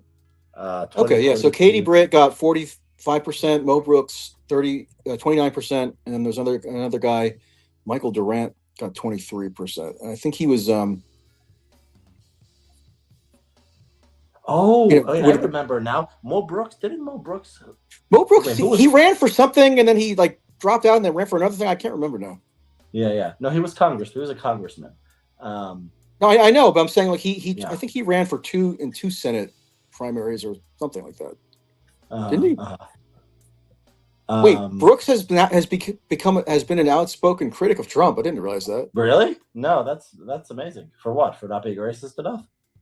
Let's see. I don't know. Wikipedia says, "Wow, Mo Brooks says Trump dishonest, disloyal, incompetent, rude." Something else happened in that primary that I'm not recollecting that involved some kind of like betrayal of Mo Brooks or something. Let's see here. He voted against National Authority Women Act. Let's see. Where do you see this? What is Wikipedia? It says Trump rescinded his endorsement when Bush refused to immediately remove Biden from office and illegally hold a new presidential. Wait, what? When Brooks refused to immediately remove Biden from office and illegally hold a new president, so Trump told Brooks have a new president. That's what the Wikipedia says. I'm literally reading it. Trump endorsed Brooks in April 2021, but rescinded his endorsement in March 2022 when Brooks refused to, quote, immediately remove Biden from office and illegally hold a new presidential election. Brooks later said that Trump had asked him to remove Joe Biden, like what? March into the White House and like lift him up in his chair? I'm taking back my endorsement. It links to this. Yeah, I knew something weird went on in that race that I couldn't call to mind. But so it disrupted the dynamic because there's no way that a Trump endorsed candidate in Alabama would not win a Republican primary in 2022. Right? Is it really impossible? Like, is it that? Yeah, maybe you're right. I think it would have been virtually impossible. Yeah. So Trump was sort of like neutral, and I think he might have even like sort of like semi-endorsed Katie Britt. Yeah. Let's see here. Yeah, this is a weird thing. He was subpoenaed by the January 6th committee. Anyways, so Katie Britt, how did we get onto this? I don't know. It's something. Oh, the New York Times profile of Katie Britt. Yeah. Yeah. It's a good profile. She's she's always kind of. They made her seem like this nice Christian woman who's got a good heart and is always like tempering Trump's cruelty, like getting him to do good things on IVF and not be so tough on immigration and like be more Christian. It's very compassionate. Yeah, compassionate conservatives. Yeah, they really liked it. The New York Times just really, really like leaned into. Well, remember the New York Times profile in mid-December or something of Marjorie Taylor Greene that was incredibly complimentary. Yeah. She had gone through this beautiful epiphany, and she gave them even like a hot scoop on what Trump supposedly told her about why they couldn't release the Epstein files. Dave. Are you having to put? Excuse me. Are you? Excuse me. Are you having to change brake pads? Hopefully, you have a garage and a space heater. I would not want to be you. And also, if you have to do it, hopefully you have a good pair of thermal work gloves. They do actually make Gore-Tex line thermal work gloves, which are, you don't lose. You can kind of do stuff, but you can't do fine motor skill stuff. but like turning a wrench or something big, you can. Let's see here. No. Oh, okay. I get sometimes submarine sandwiches sent over. Okay. Well, if it happened to you, then it did happen to me. I don't like to talk about it because if you talk about it, then they feel. Okay, I apologize. I didn't realize it was a sore you shouldn't subject. talk about it either because then they'll be emboldened. They'll be like, aha, that's the whole point. If you mention it, that's the whole point. I mean, it's not the worst thing in the world to have people send pizzas. Well, they don't pay for it. But Marjorie Taylor Greene was like, somebody sent me a pizza. This is terrorism. Yeah. Yeah. Actually, Dave, what you ought to do is get like a storage space for your planes and actually use the garage for its intended purpose. That would be what I'd do, at least in the wintertime. So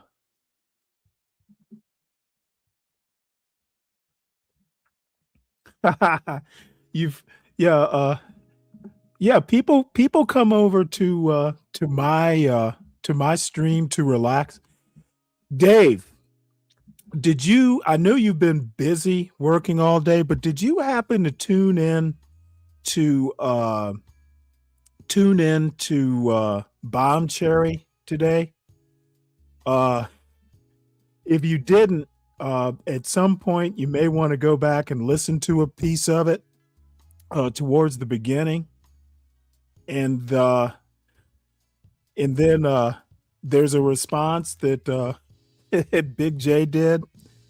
I had no clue how messy people can be. It was, oh boy, train wreck. Like, I can't believe these are all people over 40 years old. That's all I can say. It's worth going back and listening to. Or maybe not a corporate entity. His Zorro Trust, the entity that ran basically, or administered, or did the expenditures for his Zorro Ranch in New Mexico. Just so happens that the Zorro Trust mysteriously won $30 million in the lottery in 2008, right after Epstein went to jail. And that must mean, I don't know, the British royal family was like surreptitiously like money laundering to pay him off or something like that. Clarice, yeah, that guy who attempted an assassination attempt at the golf golf club, I guess it was, golf course that Donald Trump was at. He got life in prison plus like 18 months or something like that. I didn't follow it. I thought I talked about it yesterday, but yeah, he got convicted and life in prison. So I would check it out, Deacon Dave, but Bomb Cherry is still live. And quite frankly, I don't want to get into the middle of it. I want to keep as little out of the way as possible. Yeah, well, I'm going to be honest with you. And Deacon Dave, I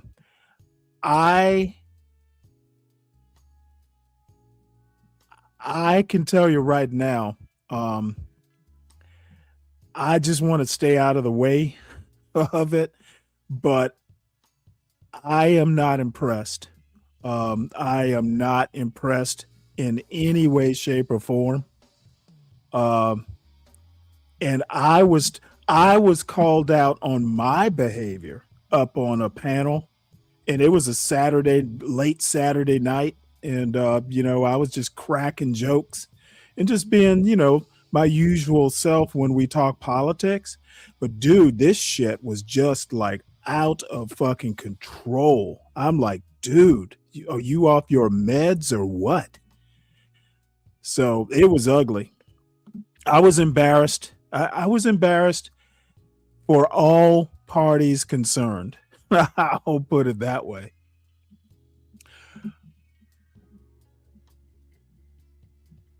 No, okay, well, it's a different story. I'm talking about the guy who actually tried to attempted an assassination attempt on Donald Trump. He got put away.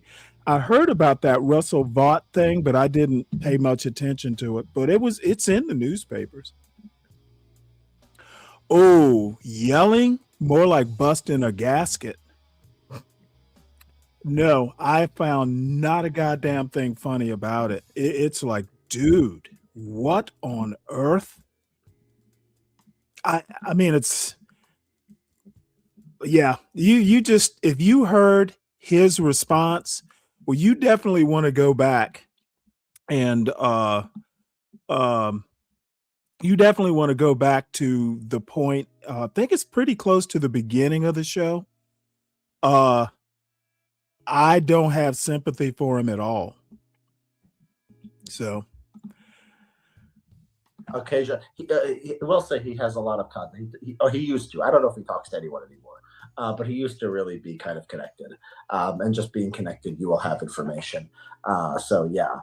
But I don't think he's been connected to anyone. But he's explained. So I guess he was a confidential human source, right, on Epstein, because he knew Epstein through Dershowitz, who he worked for when he was like in Did he college. know Epstein? Do we know that? I mean, do you know he knew Epstein? He might have. He did. Been on a female friend. He did. He did know Epstein.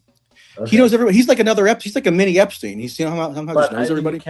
You have to just take everything with a grain of salt. Like you have to double check literally everything. I believe he did. I don't know how well he knew him, but I think he did have he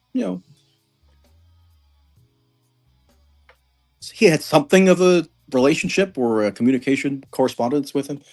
He definitely did work for Dershowitz at one point, as a researcher, if I'm not mistaken. But Chuck Johnson has this theory about like how the Epstein story is fundamentally about an inter-Jewish battle between different factions of like Jewry. We don't have to get into Chuck Johnson. No, I know, but I'm saying that was like the framework from which I guess he was feeding information to some law enforcement agency about like what he knows, what he was informing on Epstein about. And he has a whole theory about how Bannon ties into it. And I don't know, like again, could be kernels of truth, but I don't know. I guess Chuck is pretty satisfied and pleased with himself for having made that cameo. I was in the Epstein files. I didn't know that until people were badgering me about it. Okay, do you want to take a few questions from these people? I just challenged them to come online on Twitter and accuse us of not respecting victims enough. So let them chastise us. Please do. I'm always begging for people to debate. Smells of urine. Michael, you've been close to Bannon. Can you confirm or deny this? I have an unusually poor sense of smell. So even when there's a truly foul odor, I often have no notion of it. Okay, unconfirmed. It's actually a mix. It actually can be a bit of a blessing, right? So you can withstand very unpleasant smells. I don't think he smells like. What do you think? By the way, I think that's not nice. I'm sure Steve has impeccable hygiene. I don't know. I wouldn't go that far. I don't know the way he dresses and stuff. But anyways, what do you think about the Seth Harp guy? Do you know anything about him? And do you see that thing? Yeah, I saw that. I don't really know what happened. It seems like. What do you think of this guy? Have you read any of his stuff? Yeah, I mean, he's done a lot of good magazine pieces that I've read. I know he had a book that came out. He was supposed to send me a copy of it. I don't think I ever got it. On there's these high rates of like deaths at military bases. Seems like an interesting topic. He's a veteran himself. I think he's definitely pretty cantankerous, probably a little bit difficult to deal with, but that's probably a desirable trait for a journalist. Mm-hmm. If I had to guess, I would guess that. So he was a little bit. He probably diverted the conversation with Ross Douthat somewhat to make a kind of more advocacy-minded political point, and it seems like he would do that. Yeah, he's like a left-wing guy. I mean, he wrote about those military murders at Fort Bragg and stuff for Rolling Stone. And I think it got optioned for like an HBO thing. Does he believe that what's the like? I was trying to figure out what his theory is. Is it just there was criminals at Fort Bragg, or there was what was the fake? What's the point? I couldn't give you a perfect summary because I haven't looked into it in that great depth. I think it's that the military kind of covers up the suspiciously rampant deaths that take place on military bases at like a much higher rate than elsewhere in the population. The drug overdoses, like mysterious disappearances and murders and things. It's just like he's saying that what does he think is happening? I don't know. I just that the military is killing people, not coming clean about this systemic problem it has with rampant premature death on basis. Well, premature death, I mean, that's okay, whatever. So Tim asks, Michael, when you took your X vacation of 4 days, did you know they released the files? So say it again? Did you know they released the files when you were on your Twitter vacation? I saw the announcement from Todd Blanche. I saw part of the press conference that he gave. Mm-hmm. Let's see what else is here. Do you think the new lawsuits are going to succeed now? Perfect time to roll. What new lawsuits? Do you know what this is referring to? Do I think the new lawsuits are going to succeed now? What new lawsuits are there? Epstein-related lawsuits? I don't know. That doesn't specify. I mean, the new lawsuits that I've been tracking are the new class action lawsuits that were brought by the same little cabal of quote-unquote victims lawyers that have made such a killing on this whole thing, where I've now revised upward my estimate, and I would say that the Epstein industry is now like nearly $1 billion industry in terms of the monies that have been dispensed, and they've filed 2 brand new class action lawsuits against 2 new financial institutions as of October, Bank of America and Bank of New York Mellon. So this Bradley Edwards, Brittany Henderson firm, and then the David Boies firm, and they have this arrangement. And so they're now like going even more extreme in how they're characterizing stuff. Like they, for the first time in this Bank of America lawsuit, say that Epstein brainwashed all these women because they're all women in these. There's no even claim of underage sexual misconduct. They're all adult women who were like somehow groomed and trafficked for 13 years continuously, and then like magically extricated themselves. But they're claiming that Epstein had such a grip on these women and manipulated them into staying in sex trafficking captivity for so long because he convinced them that he was the Messiah. Oh my goodness. There's a Nancy Mace tweet where she's retweeting Clinton, and she's saying, looking forward to disposing you in a few weeks. Let's start with an easy one. The woman in the hot tub with you, was she underage or trafficked? Yeah, Nancy Mace. How does this woman not die of shame? Anyways. So I remember I was telling you how there's been, I perceived a little bit of a quote vibe shift among the right on Epstein, at least as to this current release. I was earlier today on the PragerU podcast with this guy Shabos, the Shabos Kestenbaum. I don't know. He like testified before Congress during the anti-Semitism craze after October 7th. That sounds like something he would do. And so that's another place I doubt I would have been invited on 6 months ago. Although who knows? But he, right before me, because they recorded, I guess, 3 podcasts in a row. Right before me, he had Nancy Mace on to give the countervailing perspective on, I guess, the meaning of Epstein files. She is so nutty. She's out of her mind. Did you read the profile in the New Yorker of Nancy Mace? Yeah. No, I can't. I can only imagine. Yeah, Lots of drama, I'm sure. Someone asks, what do you make of Aaron Mate's apology for saying he wasn't going to cancel Chomsky and asking Valeria to come? I don't know who Valeria even is. It's Chomsky's wife, second wife. Okay. Yeah, actually, I was going to bring this up. I've been writing a piece today on.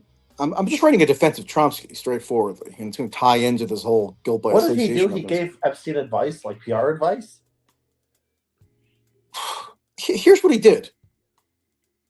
He emailed. He had a correspondence and a friendship with Epstein. Okay, what the one of the genuine revelations from this disclosure of Epstein files is the extent to which Chomsky and Epstein really did have a close relationship. I had not been aware of that. I knew they had some relationship, but I thought it was much more surface level. Where And isn't it cool that that Epstein wants to be friends with intellectuals? By the way, like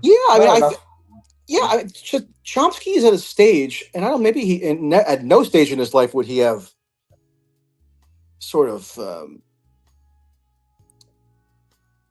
obfuscated about this, but like everything that he said about Epstein indicates that Chomsky really did like Epstein. And they got along. Like there's the one email exchange that I saw where Epstein somehow conducted his own musicology experiment where he wanted to test how it is does the brain turn the neurons of music, I don't know, into its auditory processing. I couldn't even really explain to you what the parameters of the experiment were. But he like overlaid certain symphonies, and he said, "Oh, this might tell us how like blind children and sighted children could be able to like equally learn music or something like this." And he sent it to Chomsky, and Chomsky said that like, "Okay, yeah, this is actually a really fascinating experiment." And they go on for paragraphs discussing it. I don't know why Chomsky at like whenever this email was sent at age like 89 or something would have wasted his time humoring some guy. So Epstein, what you're saying is Epstein was a good scientist who had contributions to make. Well, he was a good science philanthropist that a lot of people seem to enjoy having around because he would pay for stuff. His own experiment, right? He did.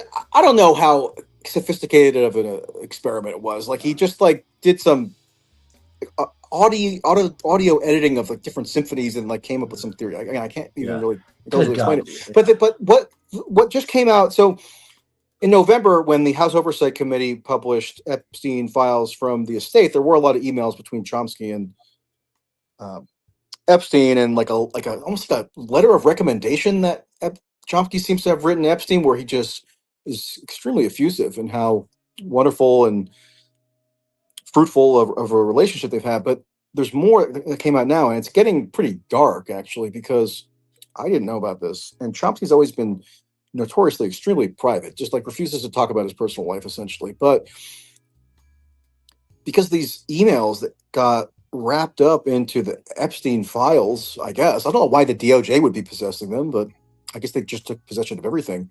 Yeah. There was a dispute that came up over like the stewardship of Chomsky's estate, right?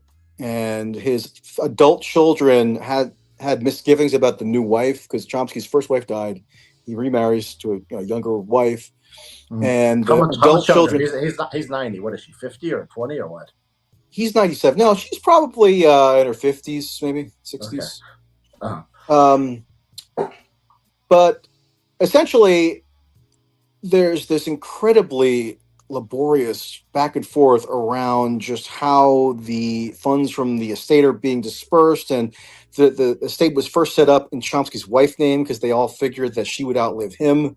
And then she ended up dying before him. And so he doesn't have control over the estate. And there's all kind of tax problems. And there's problems with the investments and like mismanagement of the funds. And so he's just going, he just has this. And he's extremely pained by this.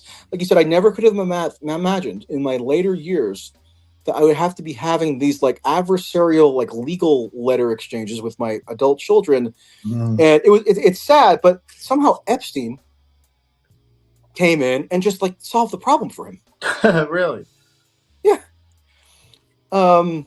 It's kind of amazing.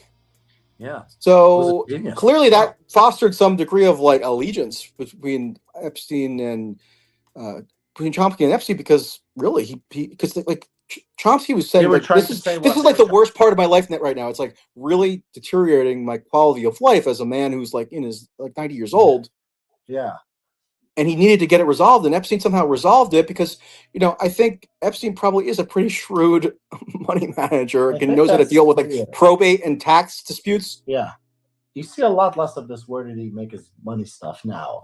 I think Ian Carroll and Tucker, my God, I just saw your tweet on this. I couldn't help myself. Just look at the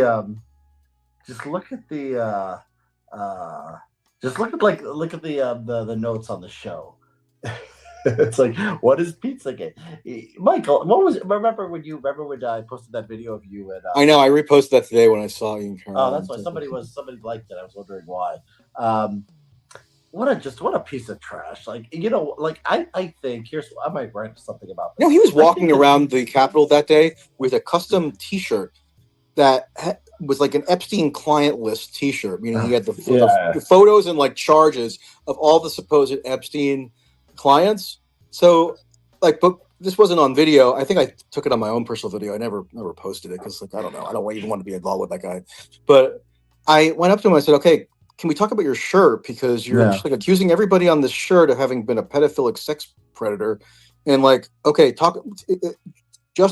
explain to me how you know that the former majority leader of the United States Senate, George Mitchell, who's on your shirt, is guilty of underage sex crimes. And he just murmured, like he had nothing to say. It was really strange. Like I don't even know what that guy's deal is. Like look at these timestamps on Tucker's show. Monologue. What is Pizzagate? The elite's demonic ritualistic child abuse. This disgusting government cover-up of Epstein's atrocities. The essential questions we need answered. Epstein's involvement in the global financial crisis and he was responsible for the global financial crisis. Epstein's long history of money laundering. Will this corruption continue? Where to find Epstein's documents and Ian Carroll's sources? Oh, I'm sure he has some spectacular sources. I can only envy. And finally, he's getting the CIA, like the rogue CIA agents are calling him up and telling him the full scoop on all the hidden Epstein material. And then Epstein's fixation on genetics, which that must be a fascinating conversation. By the way, I've been thinking of a new way to think about these people. Like so Tucker hasn't talked about Epstein in quite a while either, right? This is sort of new. Tucker is such a terrible person. But do you know him to have talked about Epstein very much in like the past, I don't know, 3 or 4 months? I haven't heard it, but he's busy talking about because it was all they could talk about for like 2 months over the summer. It goes with the way I look at these people, Ian Carroll and Tucker. It's like Stolen Valor. You ever watch those Stolen Valor videos? Stolen Valor. Oh, guys who claim that they're veterans. I served in the military. You're wearing a fake uniform, which apparently is common. Like Poles put on military uniforms to like to get. And I feel like if you're a real journalist, if you're a real intellectual, like we put time into like trying to understand things and get things right, and then you have someone like Carol. I'm so embarrassed at the amount of time that I put into studying like the self-pleasuring habits of Jeffrey Epstein. I think you feel this the way I feel. It's like you hate these people because they're just like they are doing quote unquote the same thing that you're doing, but they don't care about truth at all, and you're actually trying to figure things out, and they get like massive audiences out of this. Like in that video, I asked. So the thing that you captured because you were filming me sort of haranguing Ian Carroll about was that in March of last year, he was on Joe Rogan, right? So he got his big boost, and around that time he leveraged the notoriety he got around the Joe Rogan appearance to say, "Hey, everybody, look at." I alone have this bombshell secret information that sexual blackmail material is about to come out on Robert F. Kennedy Jr., who he also seems to like because he likes the anti-vaccine stuff and like the general conspiracism stuff. But he was also saying, look, I'm almost like a whistleblower. Yeah. RFK Jr. is going astray. He's being sexually blackmailed by Israel. So we have to like intervene and like put him back on the right course. And he was teasing this imminent bombshell, and it just never came. He just like ghosted everyone. So I'm like, when I confront him, I'm like, so why should anybody take you seriously? What happened to the RFK Jr. exclusive sexual blackmail scoop that you were dangling and like getting all the likes and interactions from, and then you just like decide to pretend never happened, like your little teaser never happened. And one question that I asked him, because I just rewatched it, was like, okay, I mean, because he was like trying to like, turn it around back on me. And I said, I would never, as much as I strongly dislike RFK Jr., I would never just make up some fake sexual blackmail story about him and just and dump it out on social media and then ghost everybody when my Yeah. By the way, do you want to listen to a little bit of that? No, but I asked him, do you consider yourself a journalist? Because like I can't imagine that ever being journalistically defensible.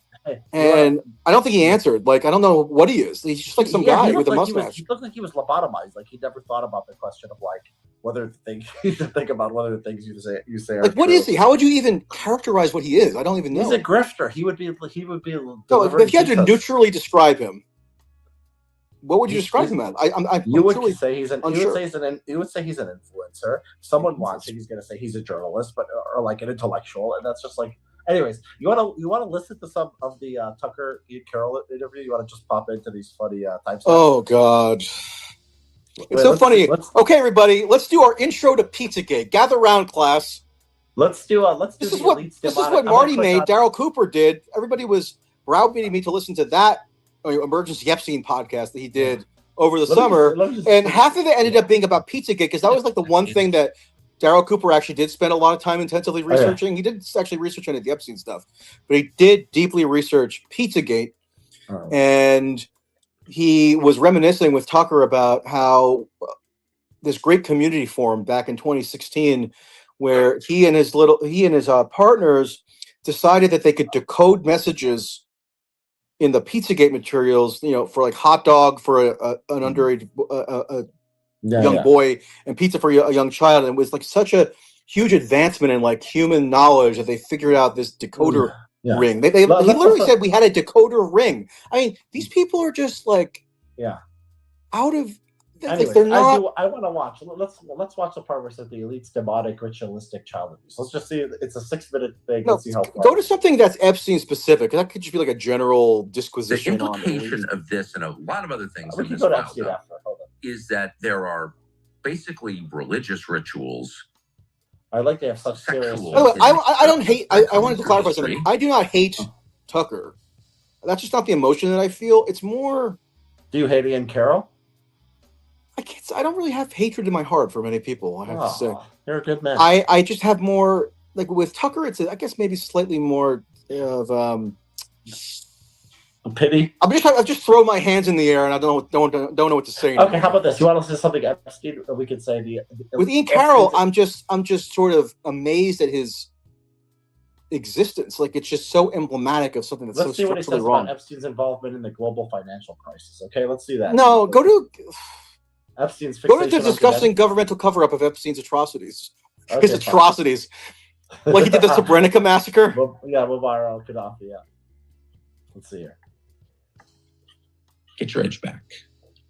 I'm really almost overwhelmed by the cover up of it and by the people I know who participated in that. And I'll just name two of them. One is Bill Barr, who's the two-time Republican Attorney General, whose father, by the way, started Jeffrey Epstein's career. His father, Donald Barr, was a former OSS CIA officer. Pause. In the Okay. files. So we've got a fact check first. Then I mean, this has been one of the things that people were throwing, not as much anymore, but like when this new resurgent Epstein freak out exploded, one of the little tidbits that people will just like, it's funny, people just like will throw these little tidbits at me and demand that I address them. They don't explain what they take the tidbits to actually signify or how the tidbit would substantiate their larger theories around Epstein and the pedo trafficking and blackmail or what have you. But they throw them at me and then I'm responsible for somehow explaining. So there's this thing, there must be a cover-up because Bill Barr's father, Donald Barr, was the headmaster of the Dalton School who suspiciously hired Epstein, who wasn't qualified to be a teacher at the Dalton School because he was a college dropout. And so I looked into it. Not that it would matter really that much one way or another. I guess it's sort of like a mildly interesting coincidence, but people thought it was like really significant. And it was never confirmed. Like the New York Times did a very thorough article on this in 2019 to see, okay, is it true or not that Epstein's father, that Bill Barr's father, Donald Barr, was the headmaster when Epstein was hired, and it was inconclusive because it was Donald Barr may left mid-semester or a semester started that Epstein was hired for, and Donald Barr was no longer in charge. But either way, like, what's the difference? People Why does Tucker think that that's so significant to? No, we know Tucker's retarded. Okay, let's see what he says about the global financial. I want to know what the theory is for the global financial crisis, because this is. Who's the second person who did the cover up? It's Bill Barr and who else? Well, that's what we're trying to find out. Describes Bill Barr. By the way, let's see, is King Pick still there? Oops. Oh, good. Jeffrey Epstein was a dropout from New York University. He never went to Harvard. Just figured since you're here, I'd drop that tidbit. Make sure I got that. We won't get through this if you fact. No, but no, I want that's a big statement that I think I heard him make. Can you just rewind that? Richard, will you shut up for two and just rewind? Every sentence is going to be this, but okay. Two of them. One is Bill Barr. See, it's hard to get to the right place. Republican Attorney General, whose father, by the way, started Jeffrey Epstein's career. His father, Donald Barr, was a former OSS CIA officer. In the files, I should also say, Jeffrey Epstein describes Bill Barr, the former AG, as, quote, CIA. Jeffrey Epstein privately says this guy's CIA. Bill Barr covered up Epstein's murder, which clearly murdered in federal detention. Pause. Okay, I know. Look, we can only get through maybe like 2 minutes of this because we're not going to get. I have to comment on that. Okay, just we can tell people a disclaimer. Everything Tucker says, do not take seriously. No, but I want to explain it. Okay. So Tucker is now asserting his fact that Epstein was murdered in federal custody. I've always said I'm actually more open-minded to that possibility than I am about virtually any other aspect of the Epstein story, because there are a lot of ambiguities, let's say, around the circumstances of that death. And Epstein's brother, Mark Epstein, who I've spoken to, is not erratic or like obviously a rational person, and he's convinced that it was a homicide. And like there's stuff that's come out. Okay, so that's possible. Doesn't mean it has to necessarily be a Mossad infiltration murder plot. It could be a lower level thing. But that's possible. But how did Tucker come to the conclusion that it was viable to state that he was murdered with like 100% certainty, as though he's just making a factual statement? And also, Epstein privately said that, privately said that Bill Barr was CIA. It's been known for Bill Barr's entire career that he was in the CIA when he first went to Washington. That's not some secret. So Epstein was just repeating something that he read on Wikipedia? Yeah. Okay. We got to make sure everyone thinks this is a suicide. So why isn't he being asked about this? He was just disposed. Okay, I told you, don't fact check Tucker. Mike Pompeo. Okay, the second is Mike Pompeo. Okay, pause. So it's so funny. So these are the two perfect scapegoats for Tucker. He could have easily said Kash Patel. Right. He could have said the guy who went on a podcast as a private citizen and told the then FBI director, Christopher Wray, to put your big boy pants on and tell us who the pedophiles are. He could, and then he goes on Joe Rogan with Dan Bongino and goes on Fox or whatever and insists and is adamant that they know with total certainty that Epstein killed himself, case closed. Like that would maybe be a little bit more relevant. He's the current FBI director, but he of course goes with Pompeo, who is like supposedly a neocon who's like was always trying to sabotage MAGA and whatnot. And then Bill Barr, who had a falling out with Trump over like 2020 election nonsense and is like deep state. He diverts everybody's focus from the actual players who are currently in government who might actually fit the category that he's saying of like the perpetrators of a cover-up, but that wouldn't be workable for him because he doesn't want to upset the apple cart too much. Yeah, he doesn't want to. That's something. He's not just a liar. He's a coward. Because the Fuentes thing is exactly the same thing. So he would say Fuentes is a gay kid. I would never talk to him. I don't know who he is. As soon as some people started having Fuentes on his show, Tucker had him on. He does this with everything. He's always doing the thing that is like perfectly. That's what I say. He's like it's calibrated because. He was just wasn't he just at the White House like a week or two ago and, glad handing and stuff. So in order to maintain that accent, I mean, you obviously have to make certain calculations. Yeah. And that's going to affect your public presentation. Plotting to murder Julian Assange, the head of WikiLeaks. Why is this significant? Well, because it was WikiLeaks that made that first tranche of emails available to the public. I'm going to speed it up to 1.5. And it was Julian Assange who said on camera basically said, WikiLeaks made what first tranche of emails available to the public? The Pizzagate emails? I didn't say my source, but he heavily suggested in an interview with Dutch television. My source was Seth Rich. He's The talking about DNC WikiLeaks. staffer who was found murdered on the street in Washington in the so-called robbery where nothing's taken from him. Now we're going back to Investigation Seth was taken Rich. over by the FBI. What? Why? And Assange goes on Dutch television and says, I can't see who my sources are, but they face great risk. You can pull up the interview right now and look at it. And then he points to Okay, Seth pause. Rich. I'm going to make a general point. I'm not even going to get into Seth Rich nonsense. Here's why I was struggling to describe what my emotion is toward Tucker. It's, I guess, just I'm dispirited because. Yeah. So I guess I will wrap this up because I'm slowly but surely coming up on 4 hours. And like I said, if I do a show tomorrow, I'm not really for or against. It'll be around the normal time, somewhere around 2 or 3 in the afternoon. I mean, I do have history videos that I could show, but we'll see.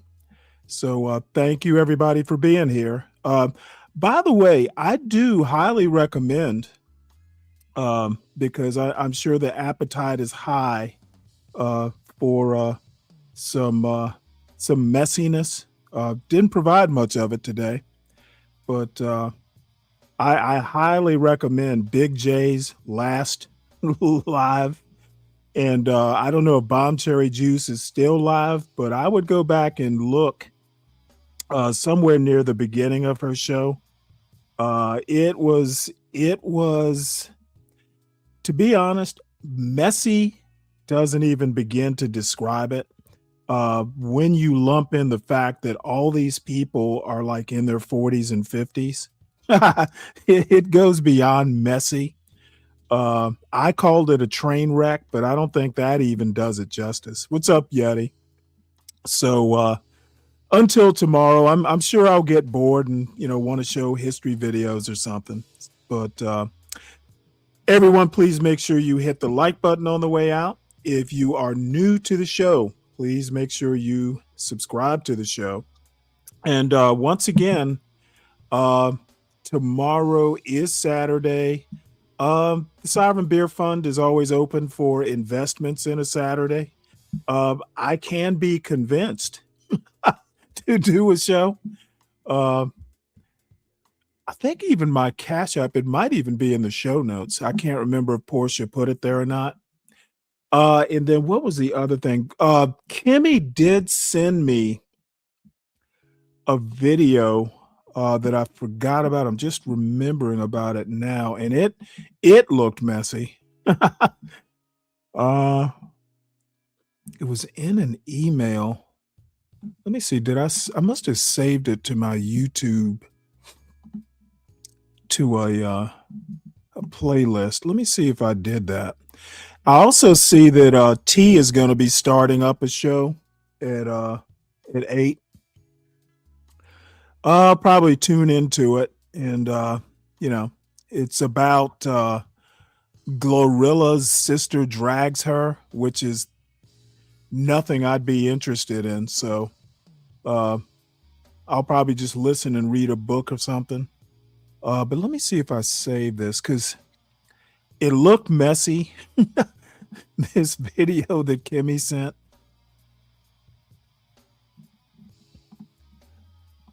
And I was thinking maybe what I'd do is just use it as an opening video if I do a show tomorrow. Oh yeah. It's called Parents Like This Are Why Teachers Quit. And yes, it looks messy. And it's by a content creator called Busiswa. I don't know whether that's slang for something or just what. But yeah, it looks messy. But we'll save it for tomorrow. So, folks, well, Stanley, when is the date of my arraignment? Will miss you. Can you stream in prison? As far as I know, I have no pending indictments or anything like that. But I could use some excitement in my life. So that is all, folks. I will. There's a, let's say there's a 60% chance I'll do a show tomorrow. So I will see y'all later.